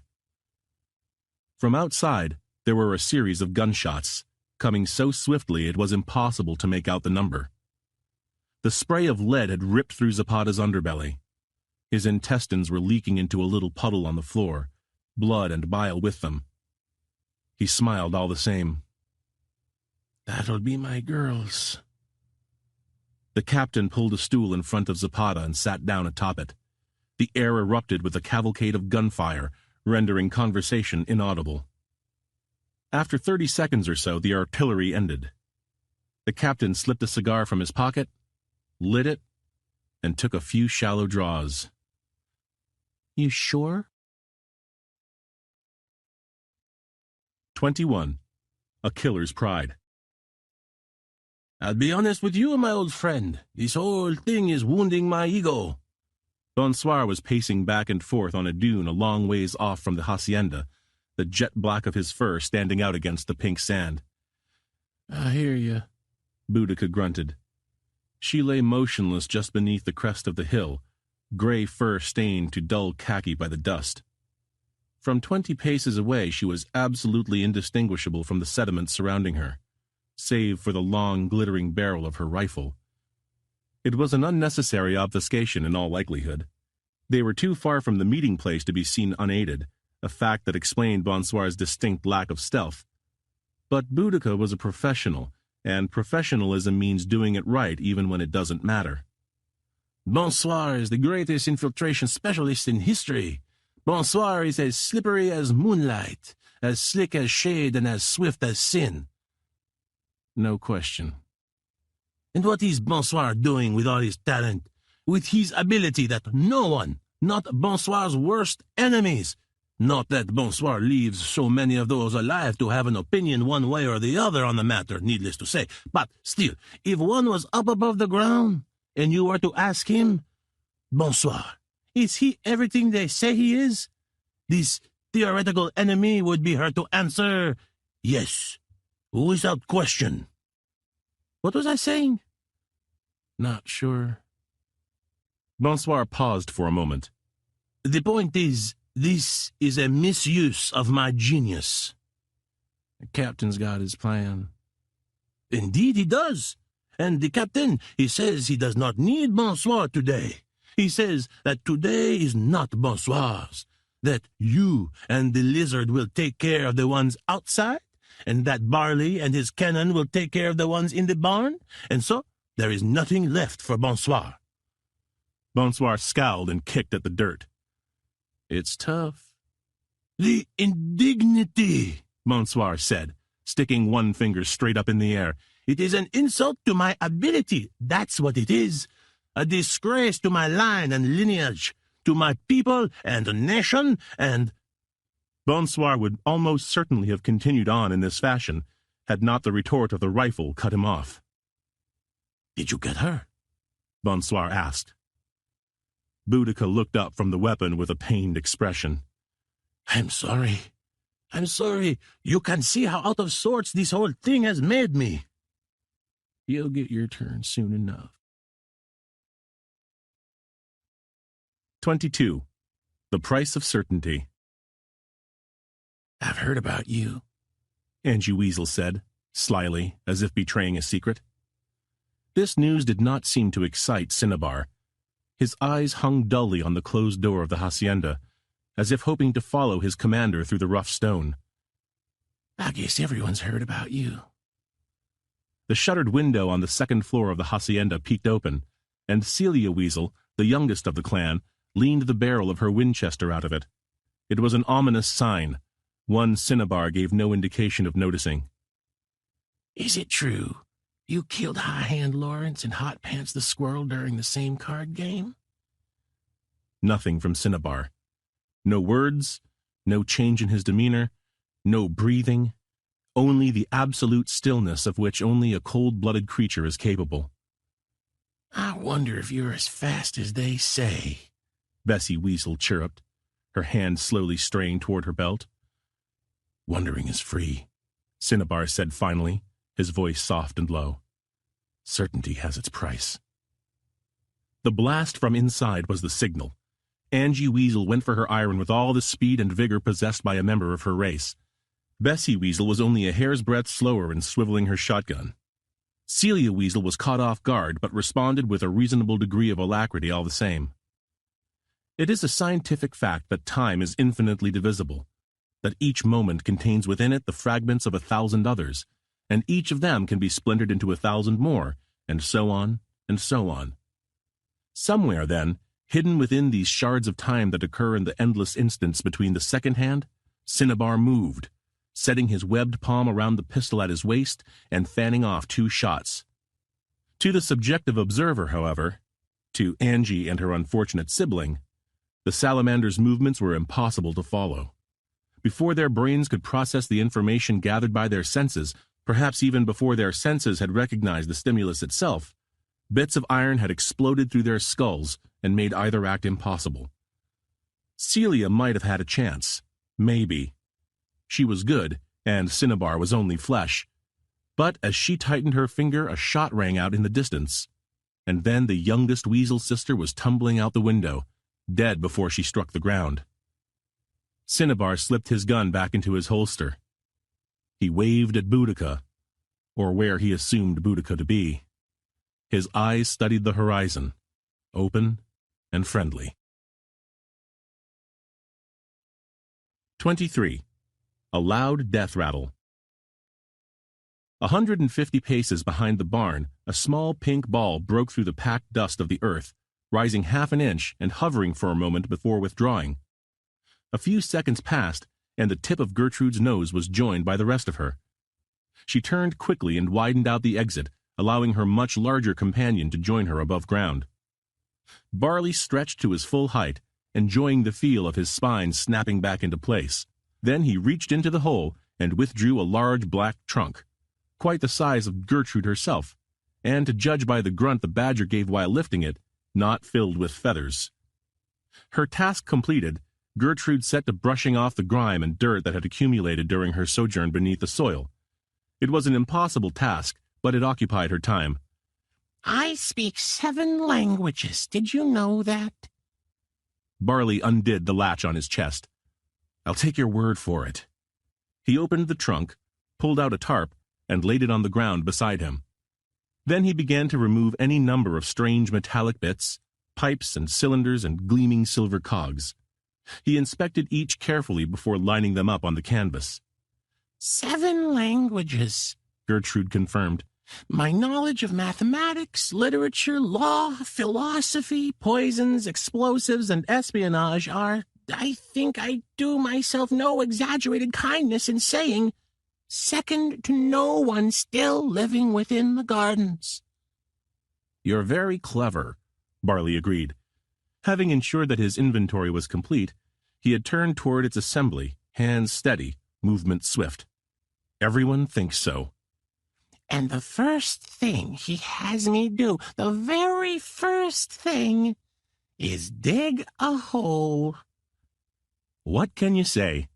He slammed the last piece into place and stood upright, revealing the engine of destruction he had spent the last few moments building. It's in our blood. The organ gun was 8 wide barrels rotating around a self-feeding cartridge belt. During the War of the Two Brothers, the captain had purchased a handful of them from back east, but they had proved too heavy and unwieldy to be used effectively. 3 animals were generally required to operate one gun, and even then it was hard to move, and likely to jam, and only any good for holding a position. Barley lifted it up against his chest with a low grunt. He strapped the attached pack of ammo to his back. You still using that absurd contraption? Gertrude asked, packing an ash-wood pipe with a tuft of fragrant tobacco. No. Gertrude rolled her blind eyes mockingly. A figment of my imagination.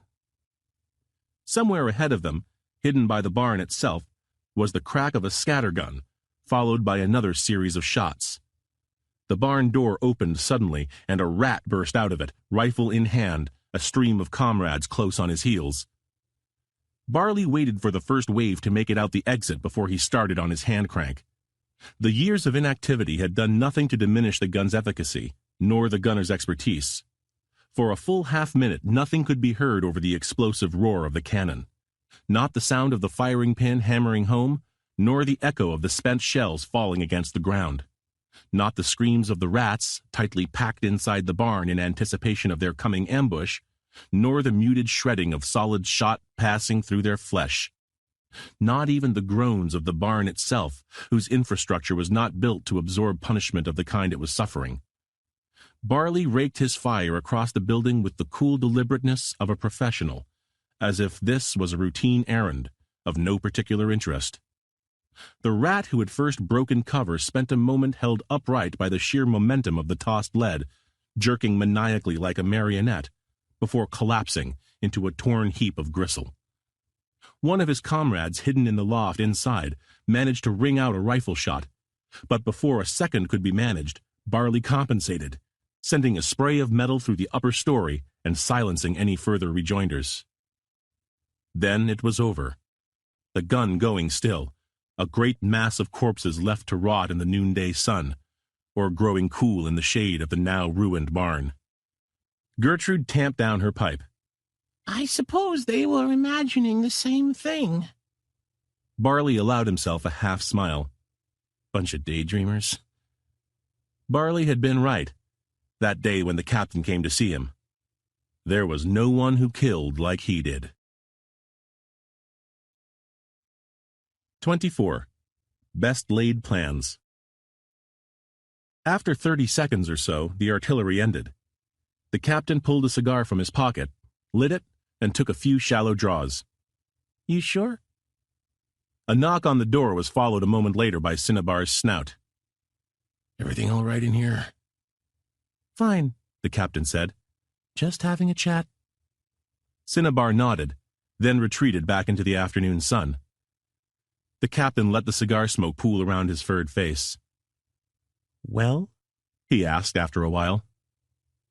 Surely you don't expect me to talk. More than expect. My rat did too good a job. I'll be dead in 5 minutes, and if you try cutting at me, I'm sure I'll go sooner. You've got too thick a hide to be trying torture in any circumstance, the captain said. Zapata coughed up something that had more red in it than yellow. Too kind. But you're going to talk to me anyway.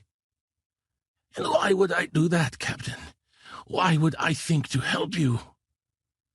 Because you hate Mephitic every bit as much as you hate me. And it'll do you good, heading off into the next world, knowing that one of us is going to kill the other. Sure as eggs is eggs. Zapata's laugh shook his torso violently and unquestionably shortened his life. Maybe you'll both go together, he said, and I'll watch you walk into hell arm in arm. The captain shrugged. Theology was not his strong point. Maybe. Give me a shot of whiskey. The captain got up from his chair, grabbed the jug from off the floor, and laid it beside the soon-to-be corpse. Despite his injury, Zapata managed to uncork it and raise it to his lips. Liquor spilled out his belly, along with blood. They've got him on a train, circling around Santa Teresa, back and forth through no man's land. Had him there ever since they gave him shelter back in '06. My people assumed that way the younger couldn't make an issue of it, but they still had him on hand in case he ever proved useful. Wait around until you see a train that looks like it shouldn't be there. That'll be the one to hit. All right, the captain said simply, standing.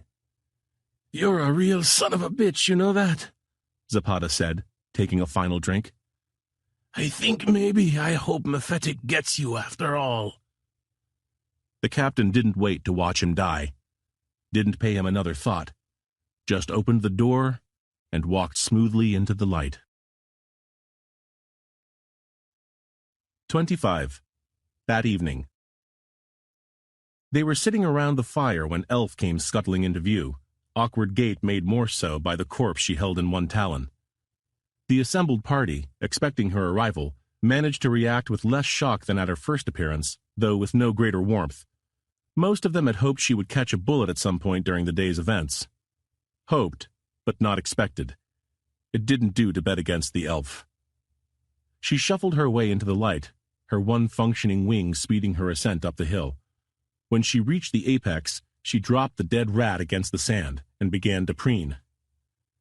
Howdy, Elf, the captain said after a long moment.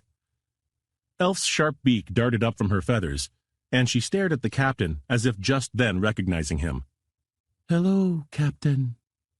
Her pupils, ebony pearls offset in yellow, swiveled across the unfriendly row of faces. Hello, friends. Cordiality dispensed with, Elf went back to cleaning herself. The captain broke the silence a second time.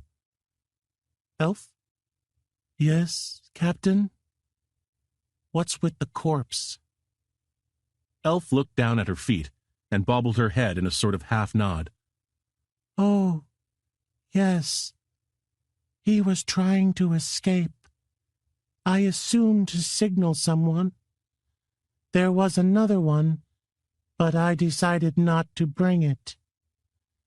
What possessed you to bring this one? Bonsoir piped up. Elf didn't respond, though after another moment she looked back up and asked, Did you receive satisfactory answers? The captain nodded.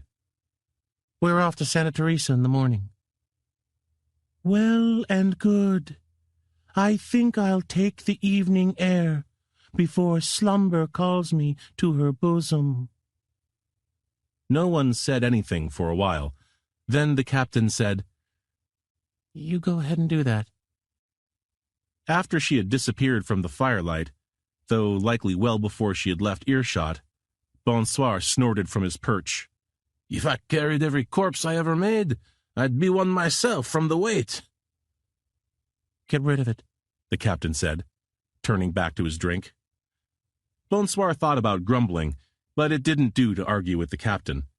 He carried the dead rat a few dozen yards beyond their campsite.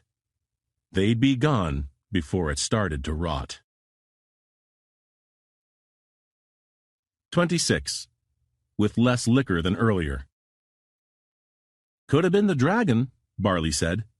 It was him and Boudica and the stout, and they were drinking quietly a little way out of the firelight. "Wasn't the dragon," Boudica answered with some degree of certainty. "Why not? I know he goes back a ways with the captain, but then—" "What do you remember about that day?" "What's there to remember?" Bonsoir asked. "We'd won, or almost. Just a bit of clean-up left. Then it was a long retirement, rolls of gold coin and fetching females. We were in the main room of the keep, drinking like we did every night, and then—" "And then our old friend started killing us," Barley cut in, and you might almost have believed him bitter about it.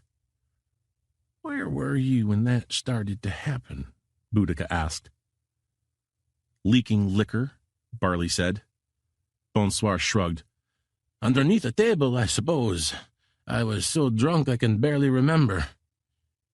"If you'd been there," Boudica pointed at Barley, "and if you'd been sober," she shifted her finger over to the stoat, "you wouldn't need to ask." "But I was drunk," Bonsoir responded, "so you'll have to tell me." Boudica cocked her head back at the fire and at the salamander quietly sitting there. "You ever notice, however much he drinks, he never gets drunk? When they came through the door, he was the only one sober enough to do anything about it. Put down Alphonse the hedgehog, both of the squirrel twins, put them down like they was nothing. If it wasn't for the dragon, the captain would be dead, and I'd be dead, and you'd probably be dead too." They chewed that over for a while. Then Bonsoir spat it back out. "That proves nothing. The cold-bloods, they aren't like us. They kill just for the fun of it." "You kill for fun," Barley responded. "Not like he does." "Wasn't Cinnabar," Boudica said again, though this time she seemed less certain. 27. With the jugs half empty. Barley and Bonsoir were standing a ways out from the main campsite, pissing with the wind. "I'm pretty sure it wasn't me," Bonsoir said. Barley laughed, but he wasn't. 28. As the stalks grew low. "I figure it wasn't the captain," Boudica said. "And if it was Gertrude, we'd all be dead."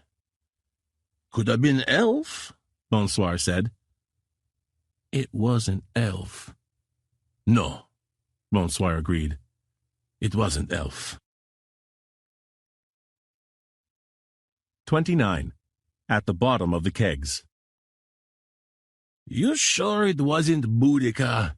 Bonsoir began. "Not really," Barley said. "I know who it was."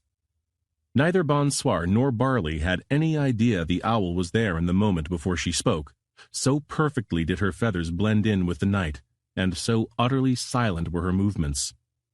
Elf raked them back and forth with eyes that were like talons. "I do," she said, before hobbling back off into the darkness. Bonsoir turned back to the badger. "I believe her." "Me too." 30. A smoke before sleep. It was just the two of them, as it often was lately, as it had been in the past. The fire had burned down to its embers, and the night had overtaken everything. Cinnabar lit a cigarette and handed it off to Gertrude, then started rolling another. "Are you surprised?" "When they betrayed us?" "Yes." "I was." "That surprises me." No one is as smart as they think I am. No one is as anything as they think anyone is. No, I suppose they aren't. Except you. You're exactly as fast as they say. A match sparked. 2 dots of light bobbed in the dark. Why did they do it? Cinnabar asked. Why do you think they did it? I'm not as smart as you. Still. The usual reasons, Cinnabar suggested. Greed, lust, revenge, power, boredom. The captain is unlovable. The one light was all by its lonesome. Yes. If they'd bothered to ask me. Let's not go down that road. No. I was surprised at the Quaker, though. If ever 2 things loved each other. What is love against instinct? We're all animals, after all. How long can a thing go against its nature? It was completely dark. And what is our nature? But the question was too obvious to need an answer. 31. An expected reversal. Mephitic did not get angry when word came that Zapata had failed. He had figured Zapata would fail. The armadillo was loud, and the armadillo was hard, and the armadillo was even mean, so far as that went. But the armadillo was no match for the captain. Still, it had been worth a try. Even the toughest bastard can catch a bullet in the back of the spine. He had tripped up the last time, hadn't he? 5 years they'd gone back and forth, tearing apart the kingdom during the War of Two Brothers. An inaccurate name, one he wouldn't have chosen. The Toads, elder and younger, had taken no part in the conflict. Hell, Mephitic's pawn had been trashed on opium so much of the time he couldn't tell his head from his trunk. Really, it had always been between him and the captain, half a decade of red hands and black deeds. And the captain would have come out the better of it if Mephitic hadn't managed to turn half his company and even one in his inner circle. Many were the captain's virtues, if being a bloodthirsty, iron-hearted, grim-eyed bastard can be considered laudatory. But he wasn't an easy animal to work for, and there had been plenty happy to do him wrong, especially with the promise of gold waiting at the end of their betrayal. In the event, the captain had ended up killing most of them, so Mephitic hadn't even had to pay. Not that Mephitic doubted his own forces would be any slower to knife his back should the circumstances call for it, or even allow. They were deep in the heart of the inner keep, and Puss and Bronte were playing a game of pinochle. It seemed as though Puss was winning, though both participants were cheating so egregiously it was hard to say for certain. Mephitic took the missive he'd been reading and tossed it into the fire. "I take it they escaped your little trap?" Puss asked. Puss rarely missed the chance to revel in the misfortune of another, though the captain's survival little benefited him either. This one. "They must be awful tough." Puss paused a moment to lick down a piece of fur. "If they managed to put the armadillo in the ground." I doubt they bothered to bury him. "What about this dragon?" Bronte asked, slipping a card surreptitiously, or what she imagined to be surreptitiously, from the fold of her dress. "Is he as fast as they say?" He's fast. "How fast?" Slower than a bolt of lightning, somewhat quicker than a hummingbird's wing. Puss laughed. Bronte realized she'd just been made fun of, thought about getting angry, then remembered who Mephitic was and laughed also. There were upsides to being the boss, Mephitic often thought. It had been worth it, all the blood he'd needed to spill to get here. Wasn't his blood, anyway. And my bird, the Quaker interrupted. The words stretched across the thing's forked tongue. What about my bird? What about my sweet, lost bird? Puss stopped laughing. Bronte had already stopped laughing, but she looked a bit less jovial all the same. She's there, Mephitic said, making sure not to look away. You're sure? Our spy says so. The Quaker tucked his head back into his coils, but didn't say anything else. He seemed happy, to the degree that such a quality could be attributed to a rattlesnake. Far be it for me to play spoiler, though in fact there was nothing Puss enjoyed more, but I can't help but observe that, thus far, the captain's hardly playing according to plan. Zapata wasn't my plan. I've got a man on the inside. The one who betrayed them the last time. If this mouse... The last word spat out with the sort of contempt one would expect from an ancestral predator. Is all you say, I'd be wary of relying on the same gag twice. It's not the same gag. And it's not the same traitor. Part the Third. 32. The Soul of a Shrew. The conductor was the sort of shrew who took his job very seriously. He had joined the company as a pup, just after the last track was laid. He'd been first in line at the office, in fact, hat in hand, hopeful, desperate even, for employment. Not as an engineer, of course, nor as one of the brutes shoveling coal. It was not the trains that interested him, really. Their whistles were too noisy and their smokestacks too dirty. Rather, it was something about the idea of the railroad itself. A steel web crisscrossing the territories, strangling the land, operating according to principles of mathematical purity unseen in any organic creature, that fired his imagination, that gave him a secret and delicious thrill. The conductor was the sort of creature whose wildest fantasies were filled with ledgers that balanced perfectly, and rows of clocks chiming in eternal unison. He had signed on as a ticket-taker, a private soldier in that small army of creatures whose function was to mark paper and look at the marks on paper and mark the paper again, and sometimes, if the marks were not right, to look up from the paper and squint their bespectacled eyes — spectacles were virtually a professional requirement — and say, "Sorry, sir, but it seems your luggage was sent to Poughkeepsie and not Kalamazoo. You will receive it within 8 to 75 business days, business day being defined as Tuesdays and alternate Thursdays." This last was the part the shrew liked the most. He had fulfilled his duties faithfully, moving up the ranks from janitor assistant ticket-taker to assistant ticket-taker to conductor. He was never sick and never late for work. He never took time off for personal reasons, never visited an ill relative or attended a friend's nuptials. 2 years earlier, in reward for this diligent service, he had been assigned to the Antelope Limited. "A critical posting," his supervisor had informed him, "a sign of trust in your sagacity, your prudence, and, most importantly," he had said, raising his eyes archly, "your discretion." In the years since, the conductor had wondered, occasionally, why there was a massive metal door dividing the front carriage from the rest of the train, and also who lived inside said carriage, and why their presence necessitated armed guards, and finally, whether those guards were meant to ensure the safety of this precious cargo, or make sure that it never left. But the conductor didn't wonder much. Wondering wasn't his job, after all.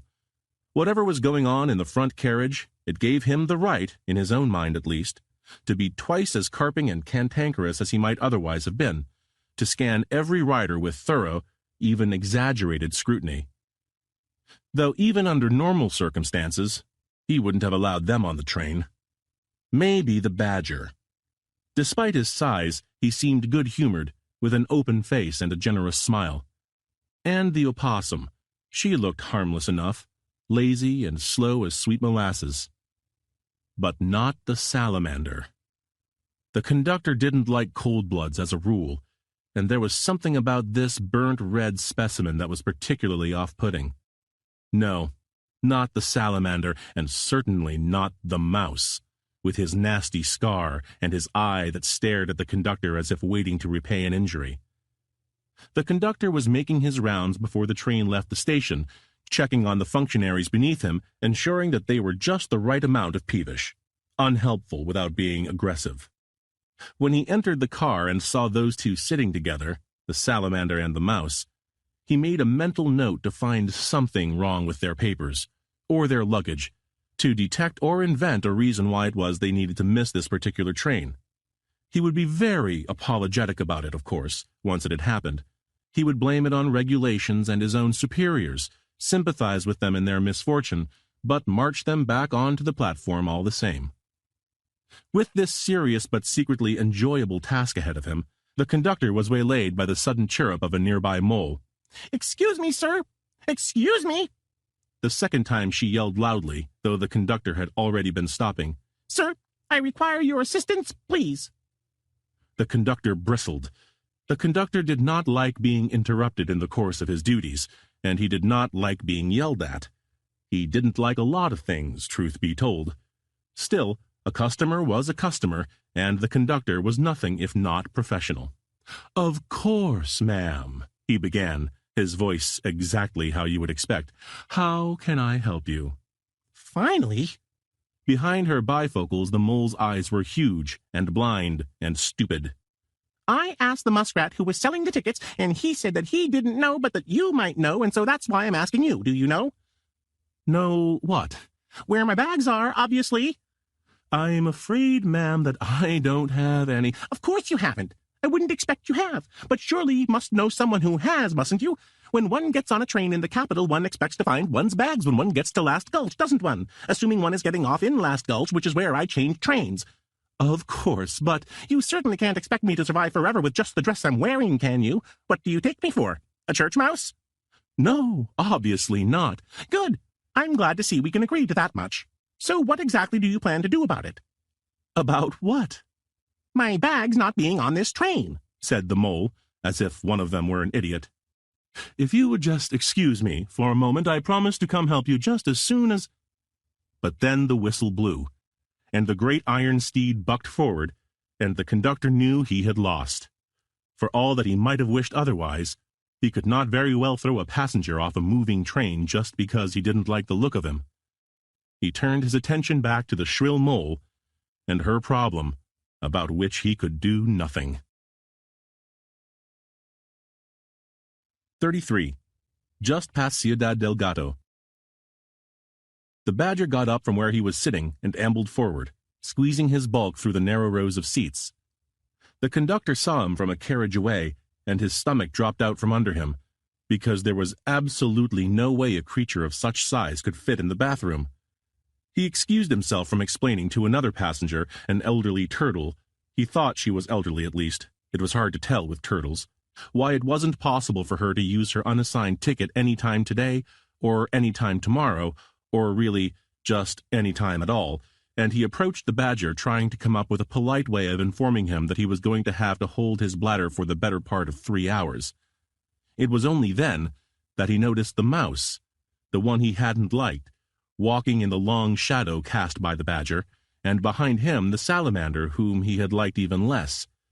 The conductor, who was not a particularly clever sort of creature, but who wasn't quite dumb as a carpenter's nail, began to think that today might turn out to be one of those days where things failed to abide by their proper routine. The conductor hated those sorts of days.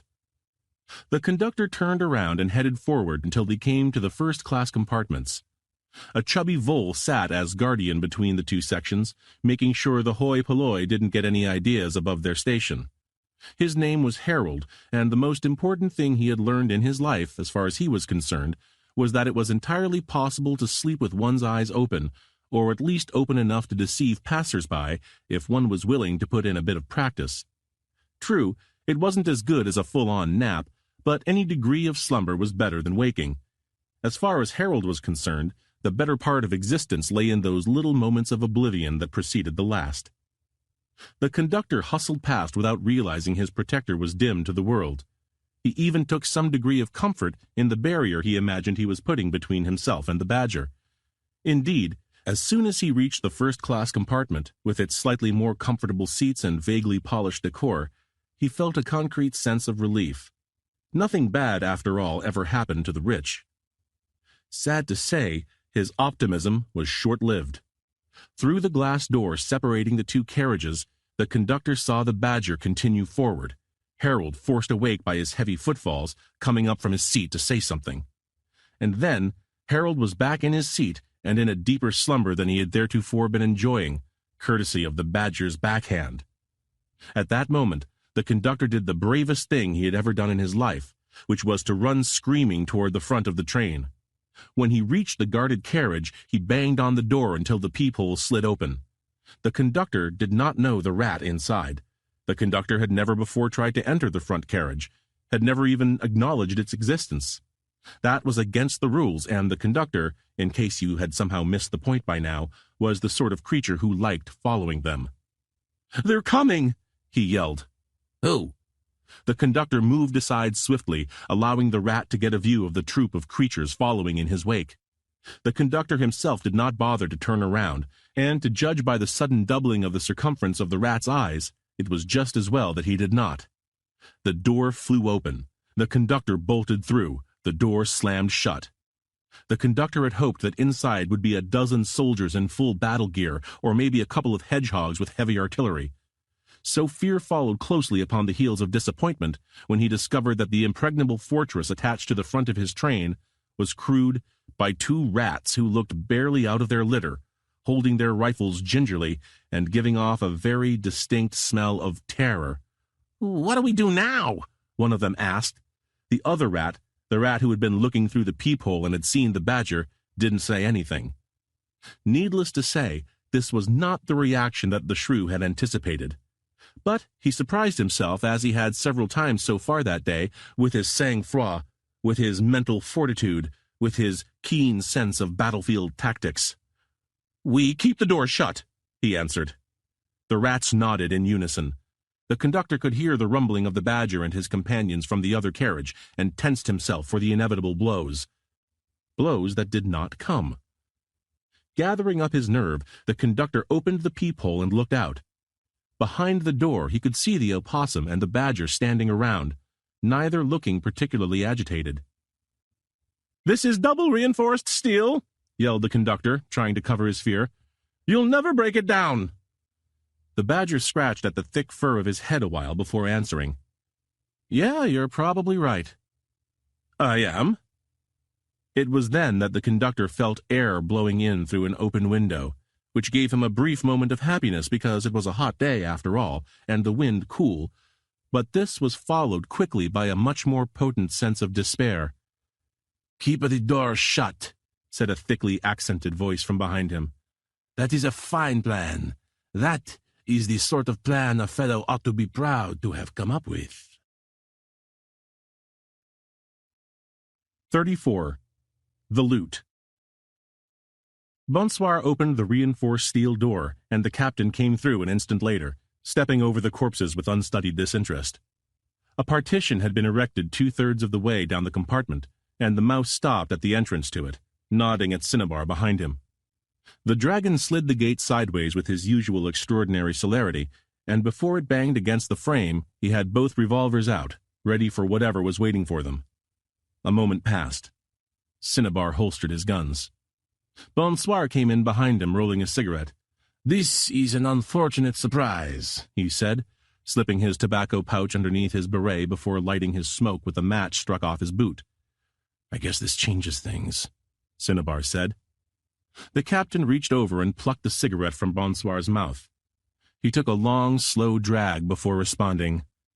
"No, it doesn't," he said. Then he handed the smoke to Cinnabar and nodded at Bonsoir. "Tell Barley to grab him. We've got a long hike back to town." He turned and walked back down the carriageway. Cinnabar and Bonsoir exchanged a look. The stoat shrugged and went off to find Barley. The captain had spoken, and the captain's was the final word. 35. A Question of Numbers. Mephitic had spent a long time considering the number of rats he should bring. Too many, and the captain might sniff them out and bolt. The captain was the cagiest creature Mephitic had ever dealt with, cagier than any weasel, polecat, or fox. Too few, of course, and the captain's crew would gun their way out, because as cagey as the captain was, he was every bit as tough, and the animals he'd assembled were even tougher. Mephitic had decided to err on too many. At least that way he didn't run the risk of ending up a corpse. The captain wasn't the only cagey thing living in the gardens. So it was Mephitic and Puss and Bronte and 2 full companies of the Rat Guard, 100 grim-faced rodents carrying heavy iron, hiding low in the hills around the bar. The Quaker was slithering about. Where exactly, Mephitic wasn't sure. You didn't really order the Quaker to do anything. You just pointed him in a direction and held your breath. Mephitic was down on his stomach, scanning the front road with his spyglass. Puss and Bronte were beside him, for once equally silent. In the final few moments before evening fell completely, Mephitic caught the first glimpse of the companions coming up over the hill. He held his breath in anticipation, hoping he hadn't overplayed his hand. And indeed, there was a moment when he thought for sure he had mucked it.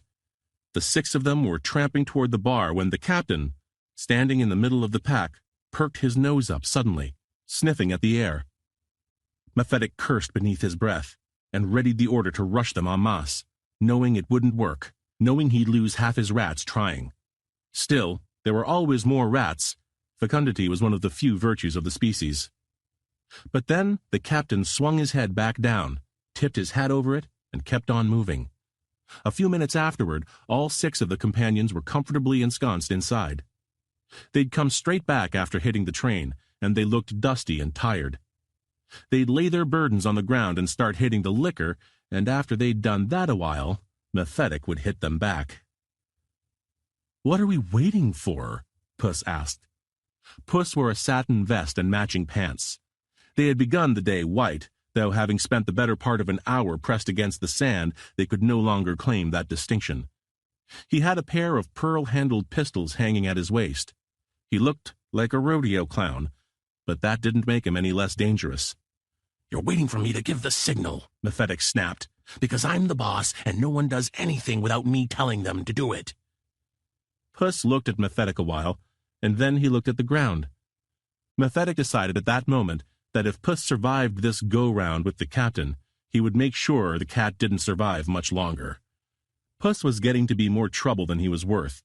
Probably that would also necessitate doing away with Bronte, who had some vague notion that she and the cat were friends, insofar as 2 violent, amoral sociopaths were capable of that sort of connection. But that was fine. The garden would hardly be a worse place with them propping up tulips. But first thing was first, and first was the captain. Some 20 minutes after the companions had headed through the front door, the traitor came hobbling out back, lit a cigarette, gave a little wave, and walked back inside. "Send the rats in first," Mephitic said, "unless you feel like martyring yourself in service of the toad." To judge by the space Bronte and Puss put between themselves and the company of soldiers, this honor held little interest. They moved carefully, slowly, a mass of crawling creatures working their way through the underbrush, a tightening noose of grim-faced rodents. When they reached the tavern, a dozen of them clambered stealthily up to the roof, while their comrades fanned out around the building. Revolvers were cocked, rifles were aimed, death hung thick. The first rat kicked down the door and went barreling inside, came out again almost as quick, stumbling off the porch and into the dust. The rest proved slower to make their ingress, though with a few shouted words from Bronte they managed it, firing blindly inside, as if the companions were fool enough to sprint into the face of their guns. Mephitic knew otherwise, of course, and he shifted his glasses to the front, waiting for their inevitable attempt at a breakout. It wasn't long coming. The dragon went first, pistols firing, rats falling like flies, dropping from the rooftop, dying gut-shot in the dust. Mephitic realized his entire body was tense with excitement. He was almost ready to vomit from the sheer adrenaline coursing through his veins. And moreover, he realized he wasn't sure which side he was rooting for, or at least his heart thrilled at each sudden new bit of brilliance on the part of the companions. When the badger, what was his name again? Oat? Millet? It didn't matter particularly, he wouldn't be around much longer, took a rifle bullet in the shoulder and kept coming, grabbing the rat who had hit him by one hand and swinging him like a lash into another, the crack of bone audible even from his distant perch. Mephitic let out a cheer loud enough to draw the attention of his bodyguard, though of course they were wise enough to pretend they hadn't noticed. Cinnabar and the opossum were in front, and though the latter generally did her business with a long rifle, she had no problem putting down rats up close, her revolver doing sedate but mortal work. Of course, it was nothing like the dragon, who seemed like his namesake to all but breathe death, the only check on his violence the need to reload.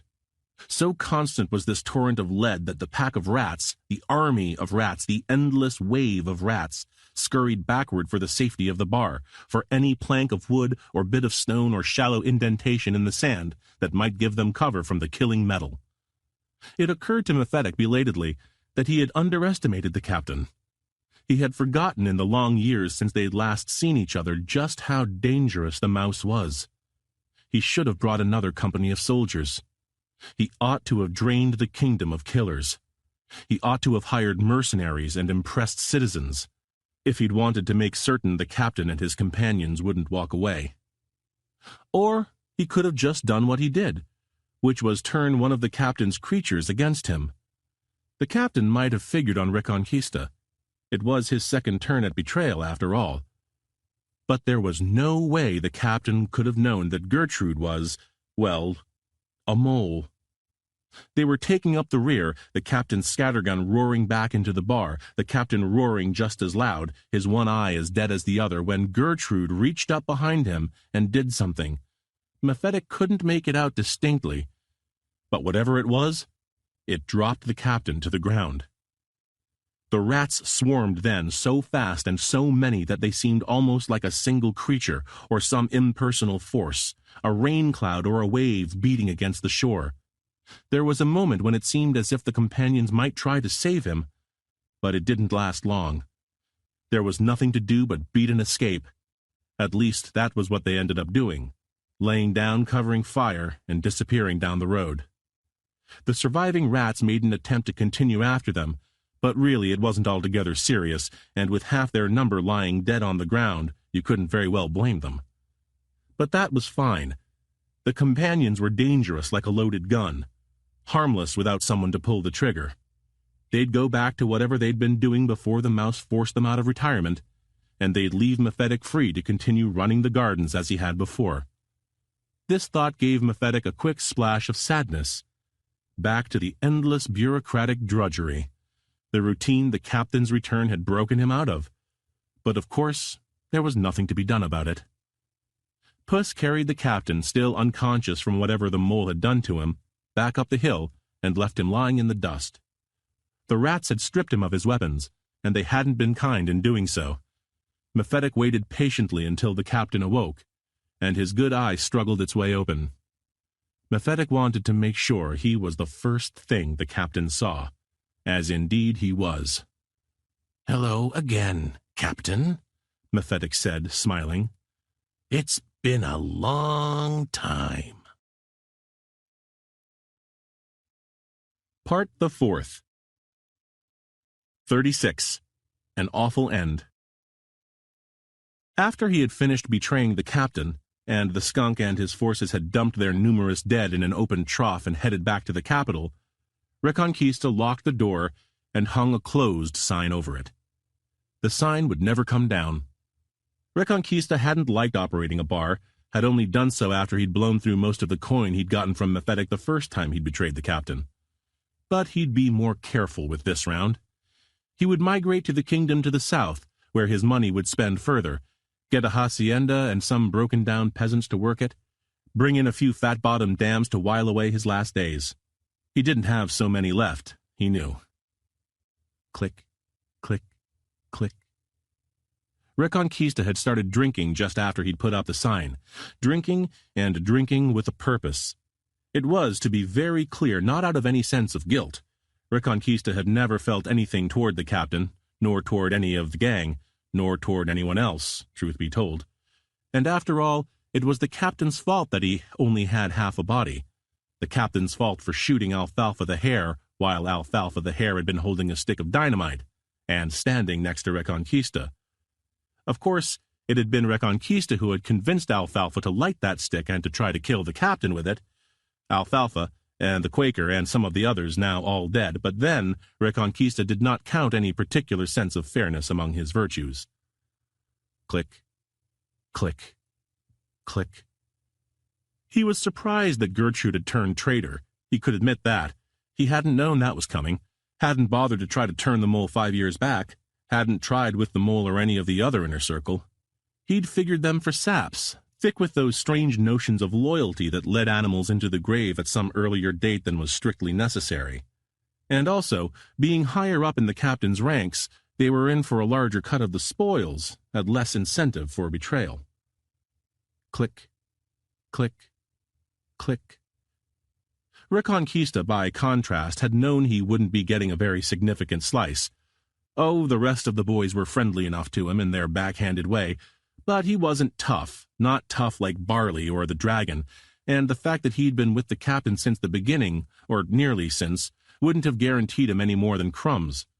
And what was the point of the whole thing if it hadn't been to make out like bandits in the end? Certainly, he had no loyalty to the elder. None of them did. It was pure self-interest for everyone. He'd just been sharp enough to make good. Click, click, click. No, it wasn't guilt. If Reconquista had to take a guess why he was drinking himself into a coma, it would have been because he knew he was getting old. This was his last scrap. He would never again get to feel adrenaline pumping through his veins, never again stand above the corpse of an enemy, or an ally for that matter. He would while away his few remaining years a farting, toothless, one-armed geezer. Click, click, click. It was enough to make Reconquista want to take another drink of whiskey. And why not? Who was left to stop him after all? Click, click, click. Reconquista got up from his seat, wooden legs struggling to find purchase. He made his way behind the bar, got the sawed-off shotgun he kept for protection. It had a hell of a kick, especially with Reconquista only having the one hand. But the spread made accuracy less than critical. All you needed to do was aim in the general direction of whatever you wanted dead, pull the trigger, and dig a hole. It was this last part that Reconquista cared for least. Click, click, click. With his one good hand he held the butt, sliding his hook beneath the barrel. Then he stumbled out to the back porch. He was too drunk to be fearful, and anyway, there wasn't any reason to be. The captain was captured, soon to be dead. The companions scattered or turned traitor themselves. Click, click, click. He had been sure it was coming from the back, but standing on the porch now he couldn't see anything beyond the outhouse and the scrub brush that led into the desert. Click, click, click. The shadows were getting long, and Reconquista was getting frightened through the quarts of whiskey in his stomach, frightened down into his bones and into the bones of his absent arm and his absent leg. "Who's out here?" he asked stupidly, knowing it was stupid as he was asking it. All he was doing was giving away his position. Click, click, click. "I'm warning you," he yelled, which was an even stupider thing to say, because whatever was waiting for him didn't need to be fearful, and knew it. The shadows descended, and though he had time to fire off 2 full barrels of double-aught, they didn't do any good, flew harmlessly into the sky and then dropped harmlessly onto the ground. The shadow covered him, and then the shadow was Elf, and then Elf's beak and Elf's claws began to do what beaks and claws do, and Reconquista screamed. The rat's death was quick, but terrible all the same. 37. A new cellmate. There was only one creature in the dungeons when they brought the captain in, a squirrel, though he was so thick with dirt and bent with age it took a moment to be sure. An empty prison is generally a sign of a well-run state, of a happy populace with no need to engage in crime.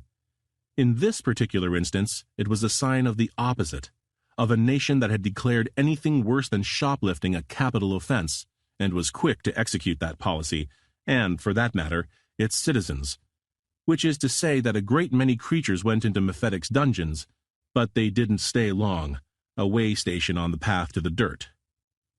That the squirrel had remained alive so long was a clerical error, though whether of a benign or malignant sort it was hard to say. He had gone mad quite quickly, the rambunctious energy of his species forced inward by the constraints of his cell.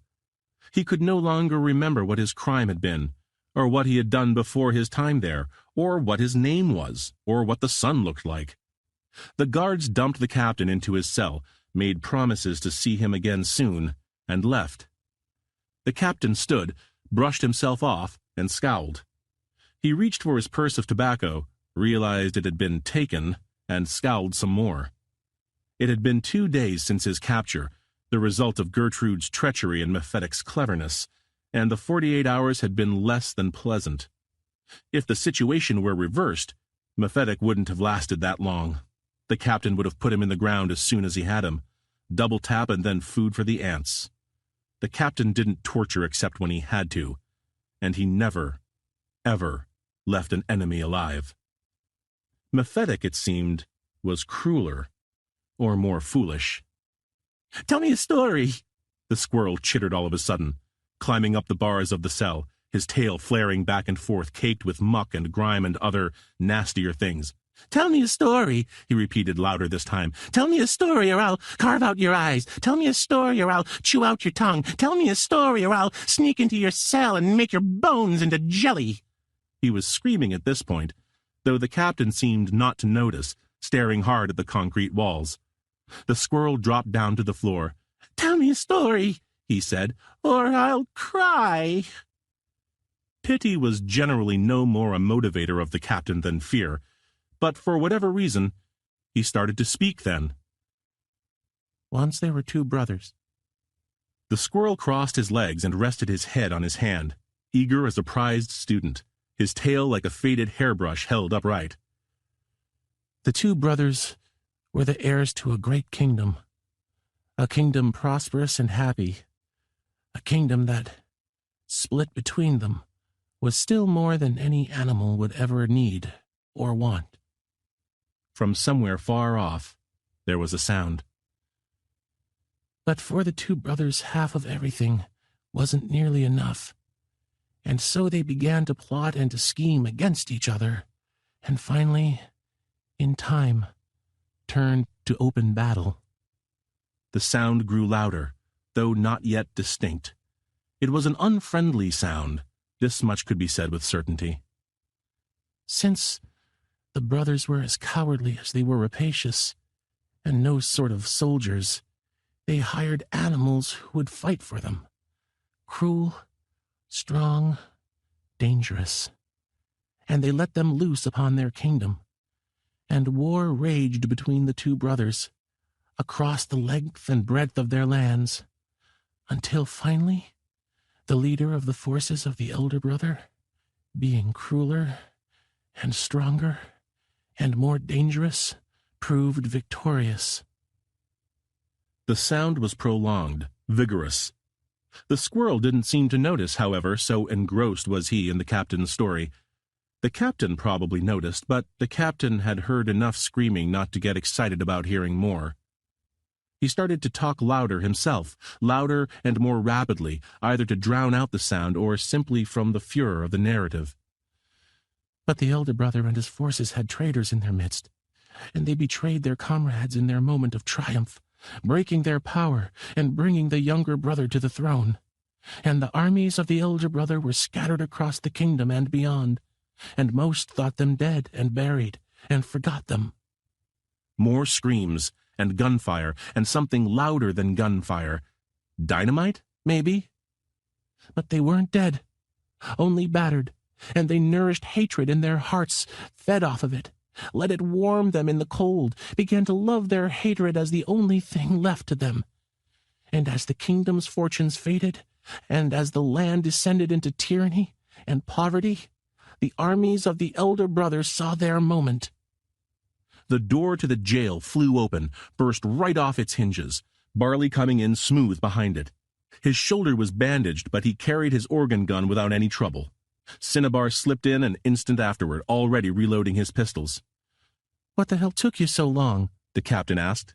Barley set his cannon on the ground for a moment. "Nice to see you too, Captain." He put his hands around 2 of the bars and tensed his shoulders, and then there was a gap wide enough for the captain to walk through. Which the captain did. "Wait!" the squirrel screamed. "Wait!" The captain turned back to him. "How does it end?" The captain widened his lips around his teeth. Some would call that a smile. They would be wrong. "In blood." 38. Anticipation 1. A half-mile out from the inner keep, hanging by her tail in the branches of a tall elm tree, unnoticeable in the darkness, Boudica waited. 39. A Friendly Smile. Mephitic had told the lieutenant not to lose sight of the mole, not for 1 second, not even after they'd dropped the mouse off at the dungeons. The lieutenant hadn't seen what the big deal was. The mole was a typical female of her species, dress strained by wallowing fat, all but blind in any sort of light, and those bifocals might be fetching, but they weren't helping her see any better. Even by the standards of a creature that lived underground and ate grubs, Gertrude didn't seem like much to worry about. She had such a friendly smile, after all. Still, it wasn't the lieutenant's job to second-guess Mephitic. Gertrude was searched very thoroughly at the gatehouse, 2 rats relieving her of the pistol in her sleeve and the small knife that was nearly unnoticeable at the top of her boot, and even of a pen case they thought might be used as a club. Gertrude suffered the indignity without breaking her smile, the absurdity of their caution obvious to all involved. Afterward they laughed and shook hands, except the lieutenant, who kept a firm eye on Gertrude and a firm scowl on her as well. Before entering the main building, the lieutenant turned back to wave to the guards, but they didn't see him or were too lazy to answer and remained on their stools. Faintly annoyed, he continued in behind Gertrude.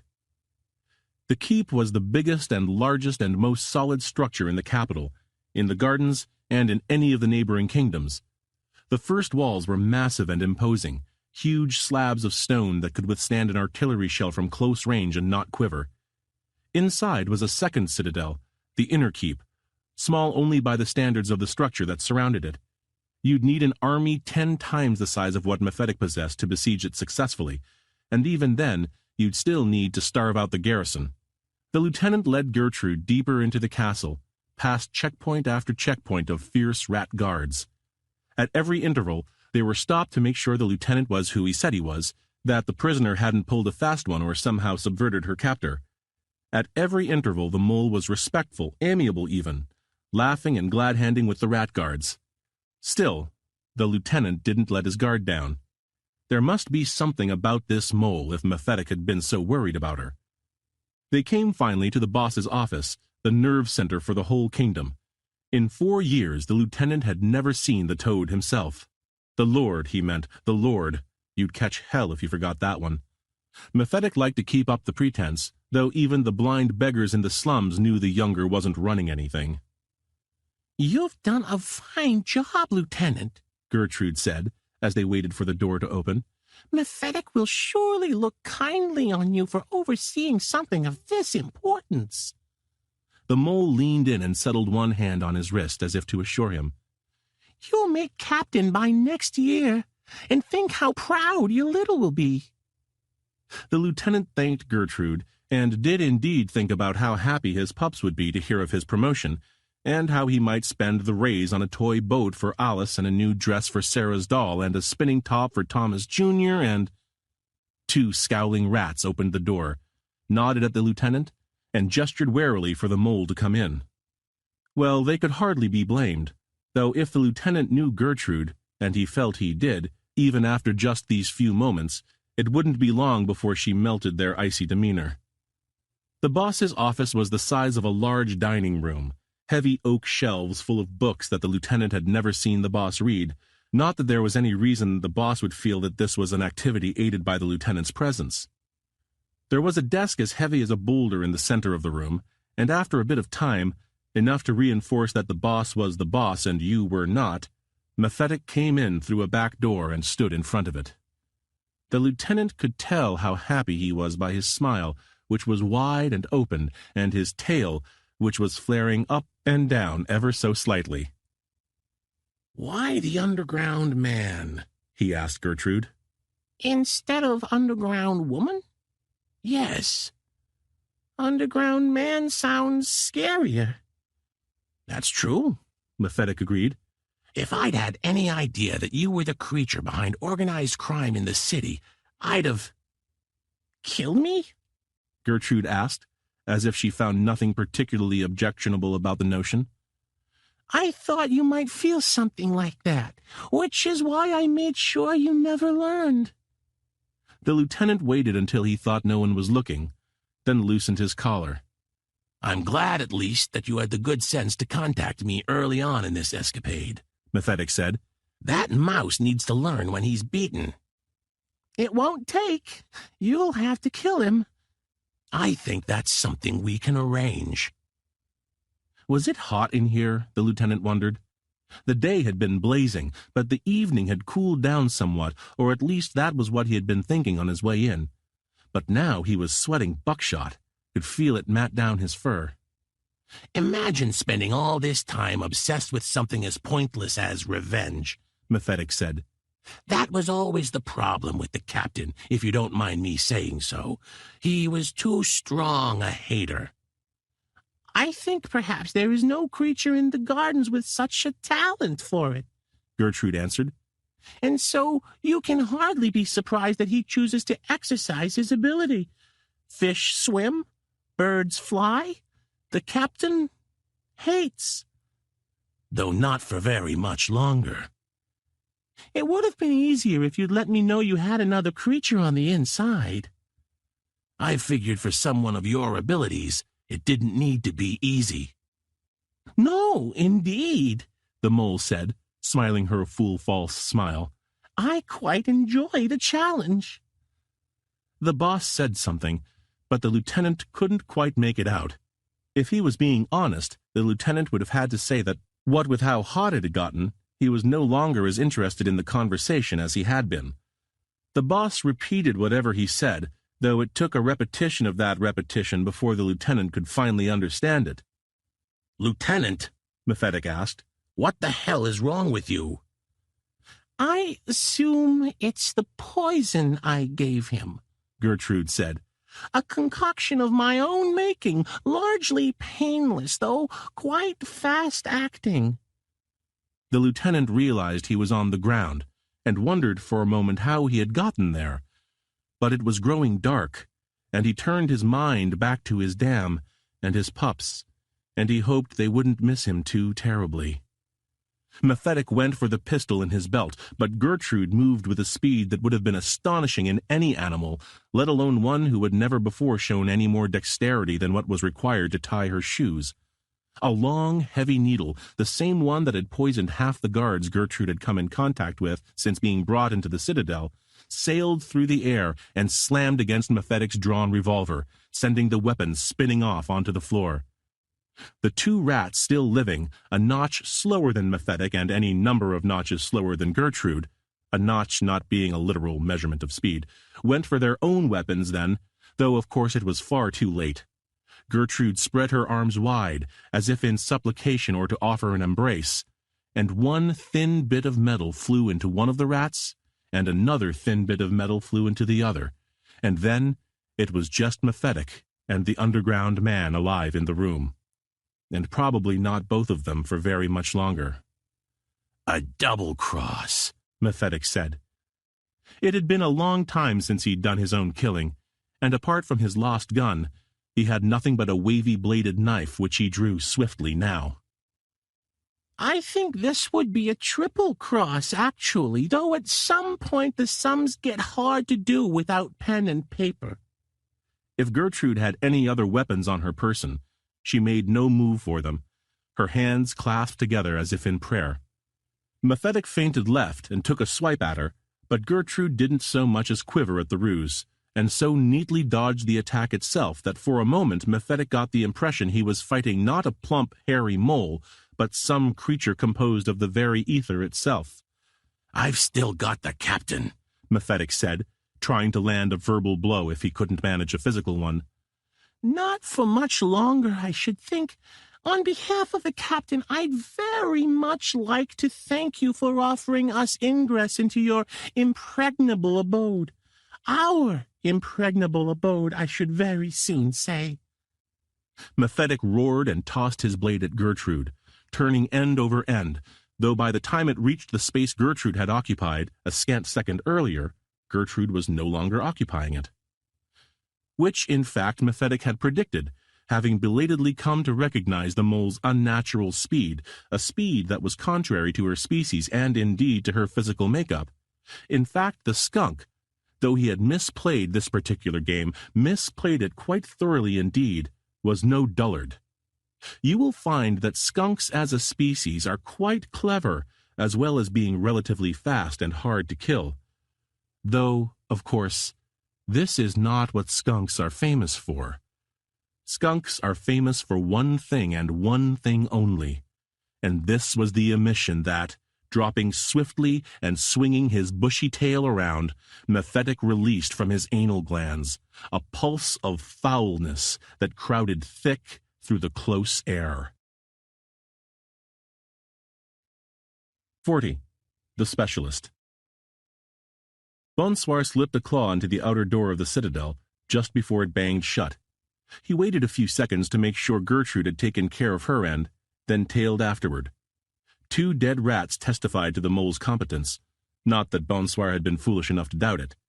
There was a reason everyone feared the underground man. Her reputation did not rest on sand. Nor was Bonsoir's. He picked the lock on the next door and scampered ahead, as confident in the reinforcements as he had been in the advance force. Gertrude had marked the trail. It was Bonsoir's job to bust it wide open. Though, in truth, it was a task unworthy of an animal of Bonsoir's talent.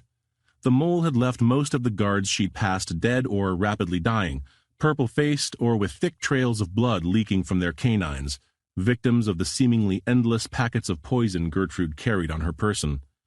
All Bonsoir had to do was take care of the stragglers and make sure all the doors were unlocked, and he had trouble with neither. It didn't hurt that he had lived and worked in the palace for years, knew it like the back of his own black-furred hand. Bonsoir stopped just short of the antechamber leading into what had been the captain's office some years earlier. 2 guards still waited outside. For some reason, Gertrude hadn't managed to find a way to kill either of them. The mole is slipping, Bonsoir thought to himself, though he did not really believe it. The first rat had a knife in his throat all of a sudden, collapsing to the ground so swiftly and so quietly that at first his counterpart seemed to think he had fainted, was bent over trying to revive him when another of Bonsoir's daggers opened a hole in his esophagus through which you could see his spine. Bonsoir made sure to avoid the blood his handiwork had sent splattering onto the wall. He was a professional, after all. His task completed, Bonsoir slipped off into the surrounding corridors, knives on his belt and dynamite in his pack, anxious to see what mischief his expertise might wreak. 41. Anticipation 2. A half-mile out from the inner keep, hanging by her tail in the branches of a tall elm tree, unnoticeable in the darkness, Boudica waited. 42. For all things are mortal. Bonsoir had taken care of the guards outside the throne room, but he hadn't done anything about the door itself. The captain was a competent lockpick himself, as was Cinnabar, but it was easier just to have Barley break it down, which was what they did, the badger rushing against the door and then rushing right back out again, retching up the eggs he'd eaten for breakfast and the whiskey he'd drunk for lunch. With the door open, Mephitic's emanations came billowing out, and rather than join Barley's example, Cinnabar and the captain retreated back down the corridor. The badger followed as soon as he was able, and they let the stink filter out a while before returning. Gertrude had died hard. A full blast of Mephitic's reek, and still she had struggled, crawling face down toward the door, her blood streaking against the marble floor. But she had managed to right herself before expiring, leaning against a wall, slump-shouldered, her face mute with the agony of her final moments. The stench that came off her corpse was uncanny, unbearable though Cinnabar bore it, kneeling down beside her, holding his hat to his chest. "Rough way to die," Barley said. But this was as far as his sympathies went. He had never liked the underground man, particularly, and anyway, none of them were very likely to survive till morning. "Let's go," the captain said. But Cinnabar didn't answer. "Cinnabar." "One moment." "We don't have the time." Everyone knows, of course, that salamanders are a breed apart. Their blood is cold, their humors bitter. They know neither sympathy nor passion. They take no lovers, only mates, and they don't have friends, only allies, and even then only so long as they're convenient. Everyone knows that. Everyone. "There's time if I say there's time," Cinnabar said. The captain stared at him for a long moment, but in the end it seemed he agreed, or at least he did not move onward. Cinnabar looked back down at Gertrude and said nothing further. Somewhere below them there was the sound of an explosion, and the floor rocked uneasily. Something screamed, and then stopped screaming. Gertrude's eyes were wide and red-veined and despairing. Cinnabar closed them and stood. "All right," he said. 43. Raison d'être.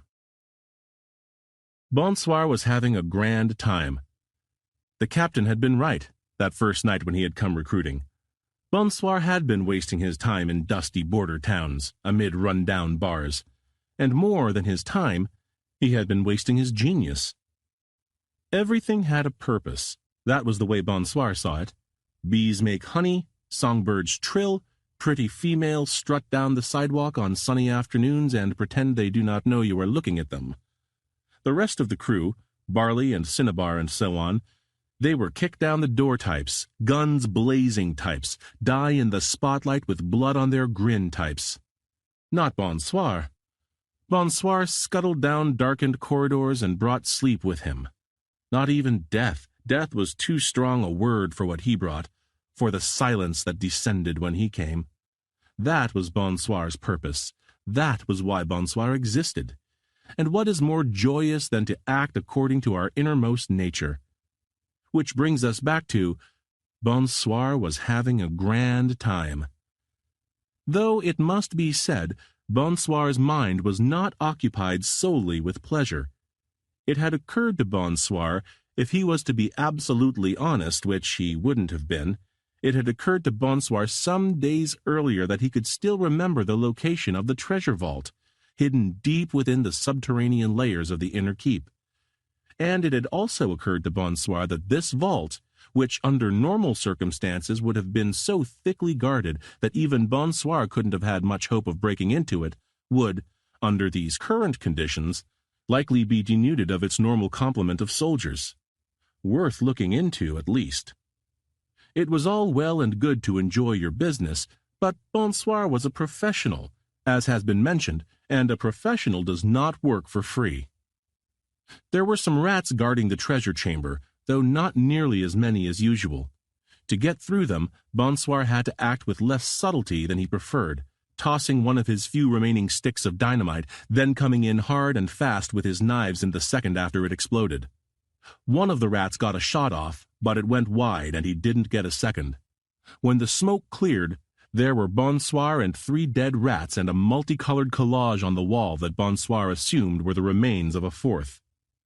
It took nearly half an hour for Bonsoir to pick the lock, and he did not think he was being unduly arrogant, though Bonsoir was admittedly titanic in his self-regard, in saying that there was not another creature alive who could have managed it in twice the time. Still, it was longer than he liked to spend out in the open, with his back turned, and he felt his heart trill when the lock snicked open and he could slip inside. Awaiting him was a clear blue spring to a creature dying of thirst. Awaiting him were a mother's arms to a weeping babe. Awaiting him was that final moment of release for which all living things secretly long. Even in these late days, after 5 years of misrule by Mephitic and 5 before that of civil war, the gardens were a prosperous place, and the tax collectors ever busy. There were walls of scrip of all sorts, scrip from every one of the major banks and most of the kingdoms back east. But what is scrip when compared with hard gold? Heavy octagonal coins in thick cloth sacks, bars laid crossways. And what is gold compared to the innumerable glittering treasures, sterling jewelry and fat gemstones, emeralds and rubies and diamonds and things for which Bonsoir did not know the name? It was the most beautiful sight that Bonsoir had ever seen, and he could not be blamed, or at least he could not have been blamed much, for the moment of shock that followed, for dropping his guard and staring in wonder at the wealth better than love that was now his. But blame him or not, he paid for it. "What a fascinating development," a voice said from behind him. Bonsoir snarled and turned to throw one of his knives and felt something explode in the center of his torso. At first, it was more a sensation of force than pain. But the pain came quickly on its heels, and the pain was worse than anything he had felt in a long life of misery. Then he was on the ground, and above him stood the handsomest little white cat you could ever want to see, grinning from ear to ear and watching Bonsoir bleed. "By Cromwell's ghost," Puss said, "I hope they're not all in the bag so easy." 44. Besting the Reaper. They were running through one of the many courtyards, heading toward the inner keep, Cinnabar in front, then the captain, then Barley. They had given up being quiet, but they were still trying to be quick, and so far they'd had no trouble, Cinnabar's hands making a handful of rats into a handful of corpses. But they had just passed the main guardhouse when the alarm bells began to ring. The captain looked at Barley but didn't say anything. He didn't need to say anything. Barley had already unlimbered his cannon from off of his back, was checking on each of the little spinning bits and smiling brightly. The captain continued on the way he was going, toward the heart of the castle. Cinnabar bothered with a goodbye, an uncharacteristic bit of sentimentality for the dragon, and an unnecessary one. Because Barley wasn't paying any attention. His eyes were huge and they were fixed on the guardhouse, and he wore a smile that was more of a leer, and after a quick moment, a very quick moment, Cinnabar followed the captain, sprinting toward the inner keep.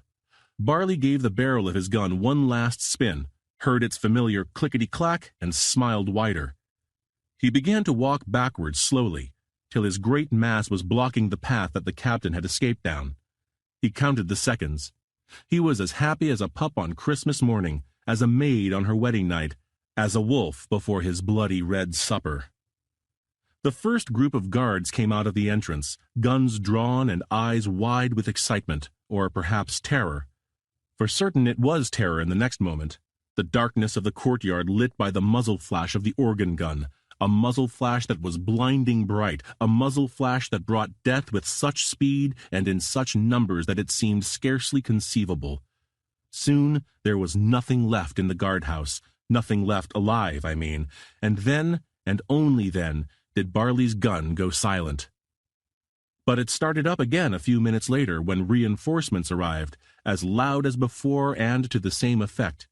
It took the rats a long time to realize they were better off not sprinting straight into the courtyard. Rats are not known for their tactical sense. Really, rats aren't known for much, except for being numerous and dying easily. Or at least they died easily that day, even after they started taking cover in the surrounding buildings and trying to snipe at Barley. He was well positioned in the dark, and at this point the mounds of corpses he had made acted as cover. It took 20 minutes for one of the cleverer rodents to remember the heavy artillery, and another 20 to wheel one out from its position on the battlements. They wasted a lot of ammo finding the proper range, though they did a good job of destroying large sections of the castle. And in the meantime Barley continued his work. Rat-tat-tat, rat-tat-tat.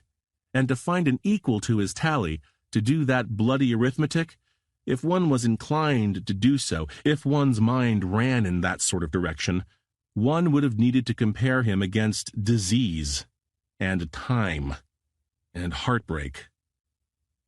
Barley's body was never found. Of course, it wouldn't have been found even if it was there, not buried under all that rubble. Maybe, after the thing was over, after all of the killing was done, he shouldered up his cannon and disappeared again, this time making sure he buried himself so deep that no one, not even the captain, could find him again.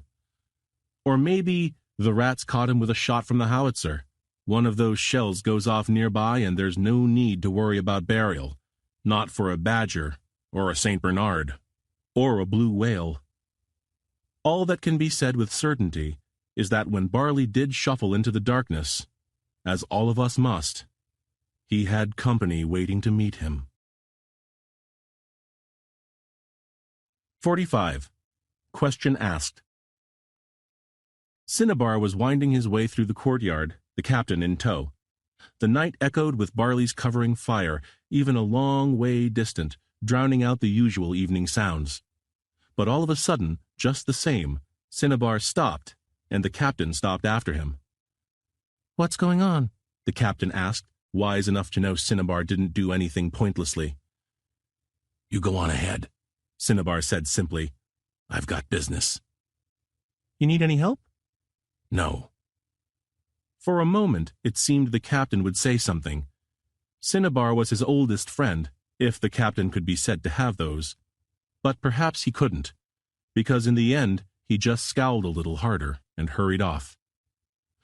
When Bronte slipped from the shadows, it was impossible to imagine she could have remained hidden for so long, given her size.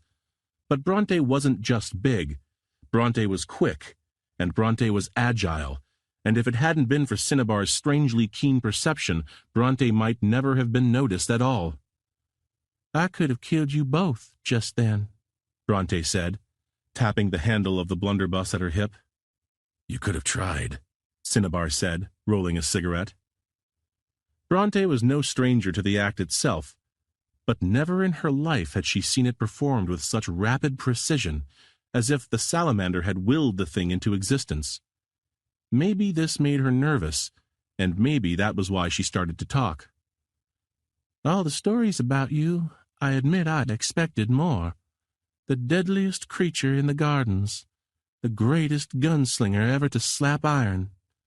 Mephitic still talks about you, about how many of his soldiers you killed, about some shootout near Black Fork where you put an entire family of rabbits into the ground in one go. And here you are, a mottled cold blood in an old hat. But then I suppose that's the way of legends, to grow overlarge in the telling." Cinnabar sighed. How many times had he heard this line? How many dozens, maybe hundreds? Some mean-looking animal on the other end trying to convince themselves that Cinnabar wasn't the most dangerous thing the gods had ever made. It had gotten so damn tiring being the dragon. If he had it to do again, Cinnabar sometimes thought, he wouldn't have become it. Cinnabar lit his cigarette, took a long, slow drag on it, then let it fall to the ground and stamped it out with his heel. "I guess I should be easy killing then." Bronte's smile was mostly fang. "Deserved or not, you've got a big name, and when you die, I'll have a bigger one. Dragon Slayer." Bronte let her palm stray down to her double-barreled cannon. "Dragon Slayer. I like it." Cinnabar didn't bother to respond, nor even to move his hands closer to his weapons. His eyes might have been taking in Bronte's movements, or they might have been staring at the moon that had risen, full and bright and beautiful above the turrets of the inner keep. Bronte went for her gun. 46. Anticipation 3. A half-mile out from the inner keep, hanging by her tail in the branches of a tall elm tree, unnoticeable in the darkness, Boudica adjusted her sights. 47. Not a Frenchman. Bonsoir did not die neatly. He was not a large creature, but he had a heart that belied his size, as does every true-born son of Gaul. "You ought to take great pride, silly little kitten creature," Bonsoir said. One hand pressed sharp against the hole in his stomach. The second pulled a crumpled cigarette from where it had rested behind his ear, set it in a mouth that was filling rapidly with blood, and lit it with a match. "For you have killed Bonsoir, the greatest assassin that Provence has ever produced." Puss cocked his head, looked over at the several rats that had come into the treasure room after him, looked back at Bonsoir. "Excuse me?" I said, you have killed Bonsoir, cousin of death. Bonsoir, who strikes in the night. Bonsoir, who... What is that absurd accent? Bonsoir coughed up smoke, then blood. If you had not put me down from behind, like the bastard you are, Bonsoir would make you pay for the disrespect you show to his homeland. Your homeland, is it? Et tu êtes-vous, vous idiote pour Hermine? Vous stupide, pour toi merde cerveau? Votre purulente, imbécile, faucheuse? Bonsoir didn't answer. No? Nothing? It's been so long since you practiced your native tongue that you cannot even bother to recognize it? Still, Bonsoir did not answer, though his eyes flashed with such hatred as one rarely sees apart from creatures who at one point loved one another. Are they such imbeciles in this country as not to have picked up on this mad deceit? How long have you been playing this absurd game? You're no more French than I am Sultan of Turkey. Puss laughed uproariously and turned to the rats that he had brought as backup, who laughed as well, less because they got the joke and more because you laugh if the creature above you laughs. At least you do if you're a rat, who are creatures not unpracticed in obsequiousness. Puss giggled and guffawed. Puss chuckled and chortled. Puss cackled and tittered and howled.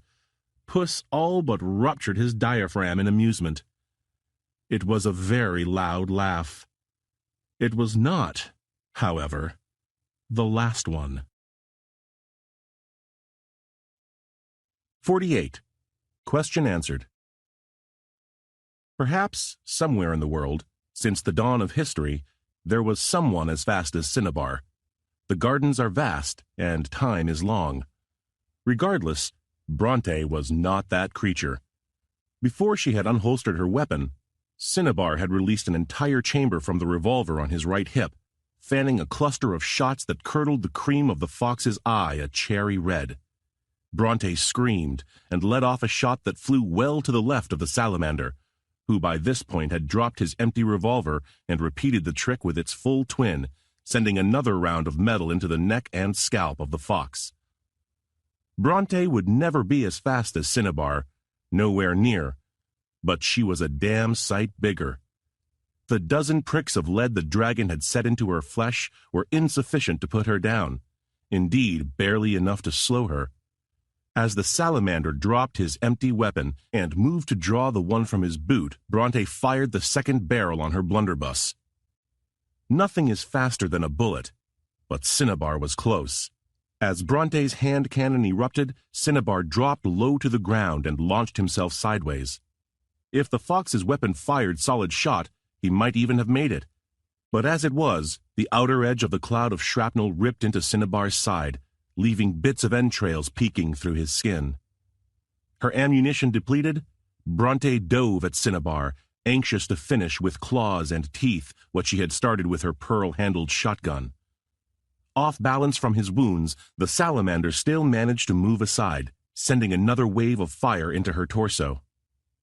To little enough avail, every shot Cinnabar had fired found purchase in the more sensitive portions of Bronte's flesh, but each injury seemed only to enrage her further. She turned back around on the salamander, hissed madly, and charged a second time. This time, Cinnabar didn't try to dodge. With an agility that belied the leaking corner of his intestine, he unlimbered the half-rifle and steadied it at the coming behemoth. Cinnabar's hands worked the lever, sent a flurry of lead into his enemy. Tufts of pink brain and white bone and red fur flew out of Bronte's skull, but it did nothing to slow her momentum. She barreled forward with sufficient force to topple the dragon, already unsteady from his wounds. They tumbled together, Bronte dead but not knowing it, Cinnabar dying and certain of the fact. When it was done, Cinnabar lay pinned beneath the aerated corpse of the fox, now finally still. Cinnabar's hat, which had been knocked off in the struggle, was a few inches out of his reach. He strained with every fiber of the part of his body that still worked, grabbed the Stetson, and set it over his forehead. Then he sighed, and stared up at the moon, and breathed once more, and allowed himself to die. 49. Reunion. The captain hurried toward the inner keep, sprinting along the high edge of the ramparts, alone so far as could be seen. Barley's cannon went silent, finally, and the night returned to its stillness. And then that stillness, which was a false stillness, a stillness that is the preface to noise, was filled with a low shuddering, the sound of an unclean death. Some creatures say that the rattlesnake is misunderstood, that he makes his telltale sound to warn of his danger and ward off misfortune for all parties. Some creatures are fools. No snake can be trusted, and the rattler least of all. He does not rattle to alert. He rattles to threaten. He rattles to mock. He rattles to let you know that he can bring you death if he so chooses, and that doing so would be a joy for him, indeed would be his chief joy. The sound got louder and louder, and then it was joined by scales slithering along stone, and finally by the sight of the snake's flesh, pale as an exsanguinated corpse. "Captain," the Quaker said, the last word elongated over his forked tongue. "How long it's been, and how much I have missed you, you and all my old companions." When last the captain had seen the Quaker, he had been young and bright green and filled 3 deep with creatures he had swallowed during that last horrible evening, creatures who had thought themselves friends to the beast, who were foolish enough to imagine that a serpent has a heart in any but the most literal sense. The captain didn't move, his hands in the pockets of his duster, a scowl on his face. "Did you know? All of us? Alas for Gertrude, amiable as fair death. I take it that was Barley making so much noise earlier. But there is no noise any longer, is there? And I suppose we can guess what that means. Bonsoir always preferred silence. One way or the other, I won't be seeing him. And I know that Bronte had a special surprise prepared for Cinnabar, though I doubt things will work out quite the way the fox planned. And Boudica? But she won't be anywhere nearby. And? The captain asked. And? Quaker looked at the captain a long while. Then he looked all about himself, into the deep, dark stillness of the night. Then he smiled. Elf shot from one of the crevices that the evening reserves for itself, shrieking her shriek that was the last thing so many creatures had heard. Squirrels and mice and rats and bats and polecats and skunks. Where had she been? Not so small a bird, if not so large either, and she couldn't fly any more, hobbled by the click, click, click of her talons. But that night she had moved as stealthily as Bonsoir or a shadow, which was to say the same thing. They moved with a speed that was impossible to follow, feinting and striking, each attack shading imperceptibly into the next, such that determining individual movements was impossible. The Quaker snapped and twisted, hoping to wrap himself around his old lover in one final, deadly embrace. Elf avoided this kindness, offering her own with a beak that shone bright in the moonlight and talons that she'd kept sharp as her hate. She should have been easy prey for the snake, old and mottled and flightless as she was. But this proved not to be the case, for after a full 45 seconds, which is an eternity in mortal combat, which is longer than perhaps any other creature in the gardens would have lasted with either, the contest remained undecided. Furious at this difficulty, the Quaker turned smoothly from Elf and launched himself at the captain as swiftly as a ball from a cannon, with no doubt the same effect had he reached the mouse. But in the instant before he would have struck, Elf intercepted the Quaker's movement with one of her own, just as potent and fierce. With a flap of her wings, she cast herself forward into the rattler, claws finding the soft tissue around his eyes. The Quaker did not scream. Not when the blood began to come swiftly down his face. Not when the force of Elf's attack carried both of them tumbling out over the walls and down into the ether. The desperate and hoped-for outcome. A fatal embrace descending. Together forever. Into the darkness. 50. Good night. Imagine, Puss continued, gesturing widely to his soldiers. Years affecting this mad conceit, and no one ever bothered to call him on it. What strange, pathetic creatures you breed on this side of the pond. This sad little ermine has spent the entirety of his life pretending to be something he is not, as if massacring his vows offered some patina of class. What is that sound? What was that sound? It was something like sand leaking through an hourglass, or silk running across a lady's hand. It wasn't either of these things, of course, though it had more in common with the first. What it was, in fact, as Puss realized after he had turned around, was the thin little string attached to the end of Bonsoir's last stick of dynamite, rapidly being eaten away by flame. "I am not an ermine," Bonsoir said, blood bubbling up past his smile. Puss's eyes went very wide. He prepared to do something, though what that something would have been never did become clear. Puss was cultured. Puss was clever. Puss was fast and cruel and deadly. But Puss was not wise. For if Bonsoir was no Frenchman, he was, most certainly, a stoat. And if a Frenchman is many things, at the end of the day, a stoat is only one. A killer. And now the fuse was a fingernail. And now a hair's breadth.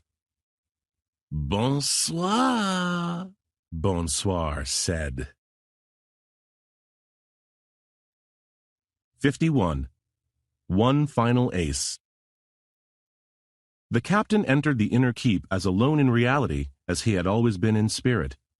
He skirted from shadow to shadow, eyes wary, one hand on the shotgun strapped to his back. But there arrived no excuse for using it, and he passed into the throne room without incident. It had been used to crown the lords and ladies of the gardens for untold generations. It was gold and silver. It was cool stone and buffed ivory. It was soft samite and thick oriental silk. From the stained glass windows above, the toad's forebears observed the proceedings with regal disinterest. The throne was large enough to have accommodated a wolfhound, and Mephetic, lounging on the lip, seemed lost amid its grandeur. He had one hand on a box detonator, a coil of string leading off into the darkness. He had the other around a bottle of brown liquor. "You might not believe this, but I'm about to do you a favor." Yeah? Absolutely. Being in charge of the gardens is not all it's cracked up to be. Monetary policy, tax revenue, the bureaucracy, trust me, it's mostly hassle. Taking it was the only part I really liked. Where's the younger? Struggling with an opium suppository, if I had to guess. The Lord is not one to let a little thing like revolution get in the way of pleasure. Anyway, who cares? He was never the point of the thing. No, the captain agreed. Just want to make sure it all gets wrapped up. I've rigged enough dynamite to send the entire inner keep to the moon, Mephetic said, laughing. Don't worry, we'll be taking the Lord with us. Mephetic took a long, slow slug of whiskey, making sure to keep an eye on the captain while he did so. When he was done, he put the top on the bottle and tossed it to the mouse. One last nip before we meet the devil? The captain caught it with one hand, uncorked it, and took a swig. The other hand he raised above his head. 52. Resolution. A half-mile out from the inner keep, hanging by her tail in the branches of a tall elm tree, unnoticeable in the darkness, Boudica fired. 53. The Builders. There was the sound of a window breaking, and then Mephitic's head disappeared.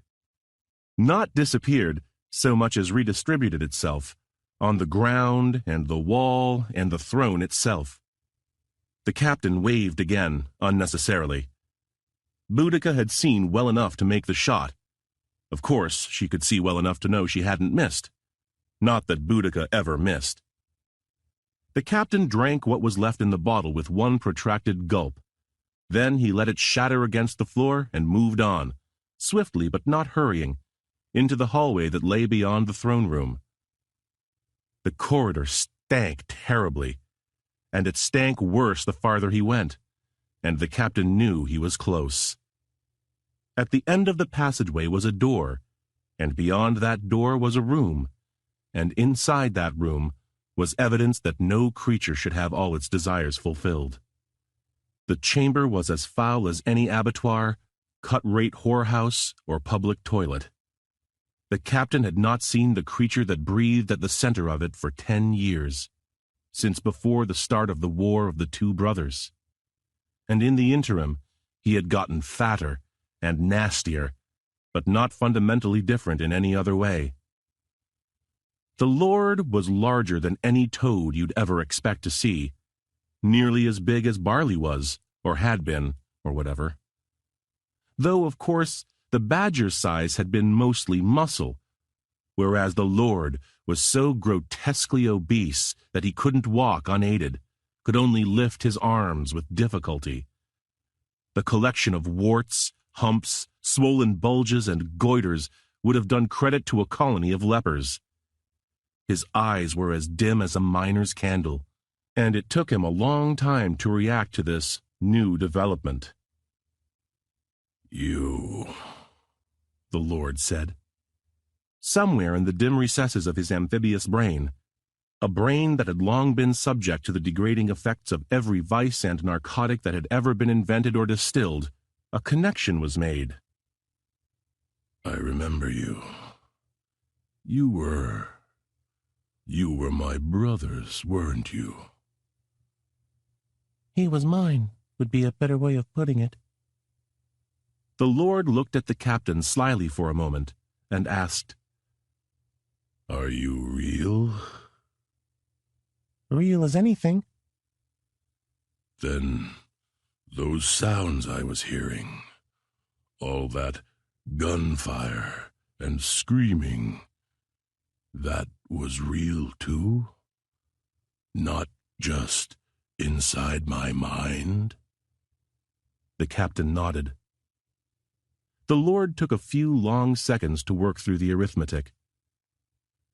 "Then that means you're here to kill me." "You weren't first on the list," the captain informed him. "but you are the last one left." The Lord did not say anything for a long time. He was working very hard to piece the puzzle together, though it was no easy thing for a creature who had been required to do nothing more difficult than light his hash pipe for the better part of a decade.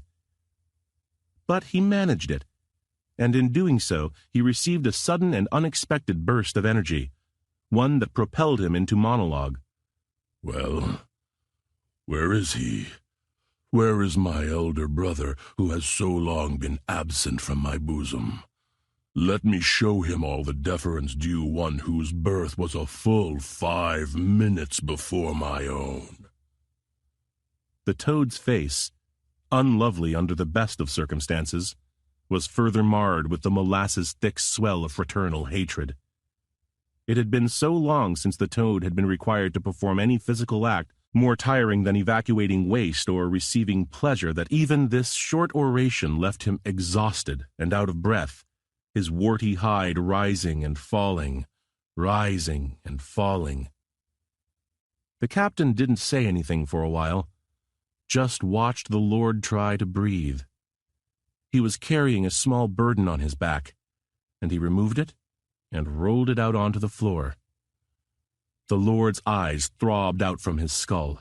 His mouth hung open. His tongue uncoiled itself until it nearly touched the fat of his belly. Laid against the bed of the now unraveled satchel was a collection of bones, picked clean by time. Amid these remnants was a jet-white skull, a skull that was unquestionably that of a toad. "I know he was alive when he reached the kingdom to the south," the captain said. "So he must have died sometime afterward. It might have been natural, or it might not have been. I suppose down there they figured he kept his value as a potential threat, so long as Mephitic never found out." But then... The Lord's great bulbous jaw jiggled inanely. What was the point? The last Lord of the Gardens died miserably, and without fanfare, the captain offering both barrels, shrapnel spreading putrescent green rot against the wall. The toad was so corpulent that at first it seemed the loss of a half his body weight wouldn't be enough to kill him, and the captain started to reload his weapon. But then the Lord let out a loud, wet fart, near as foul as Mephitic's stink, and he slunk down into his chair. When the captain got back to the throne room, he found an ancient vole in faded livery, looking out the window at the ruined keep below, and the city beyond it, which would soon see nothing but chaos, and the country past that, which would know the same. "So much death," he said. "So much death." The captain stopped in front of him and shrugged, as if he had seen more. "What happens now?" the servant asked, too old to be frightened. "The keep is in ruins, the country devastated. All this slaughter, and what will come of it? Who will rule the gardens now? Who will rebuild?" The captain pulled out a cigar from beneath his coat. The captain cut the tip off. The captain put it to his mouth. The captain lit the end. The captain breathed in deep and exhaled a river of smoke. "We don't build." We hope you've enjoyed The Builders, a Macmillan audio production from Tom Doherty Associates, LLC. Text copyright 2015 by Daniel Polansky. Production copyright 2015 by Macmillan Audio. All rights reserved.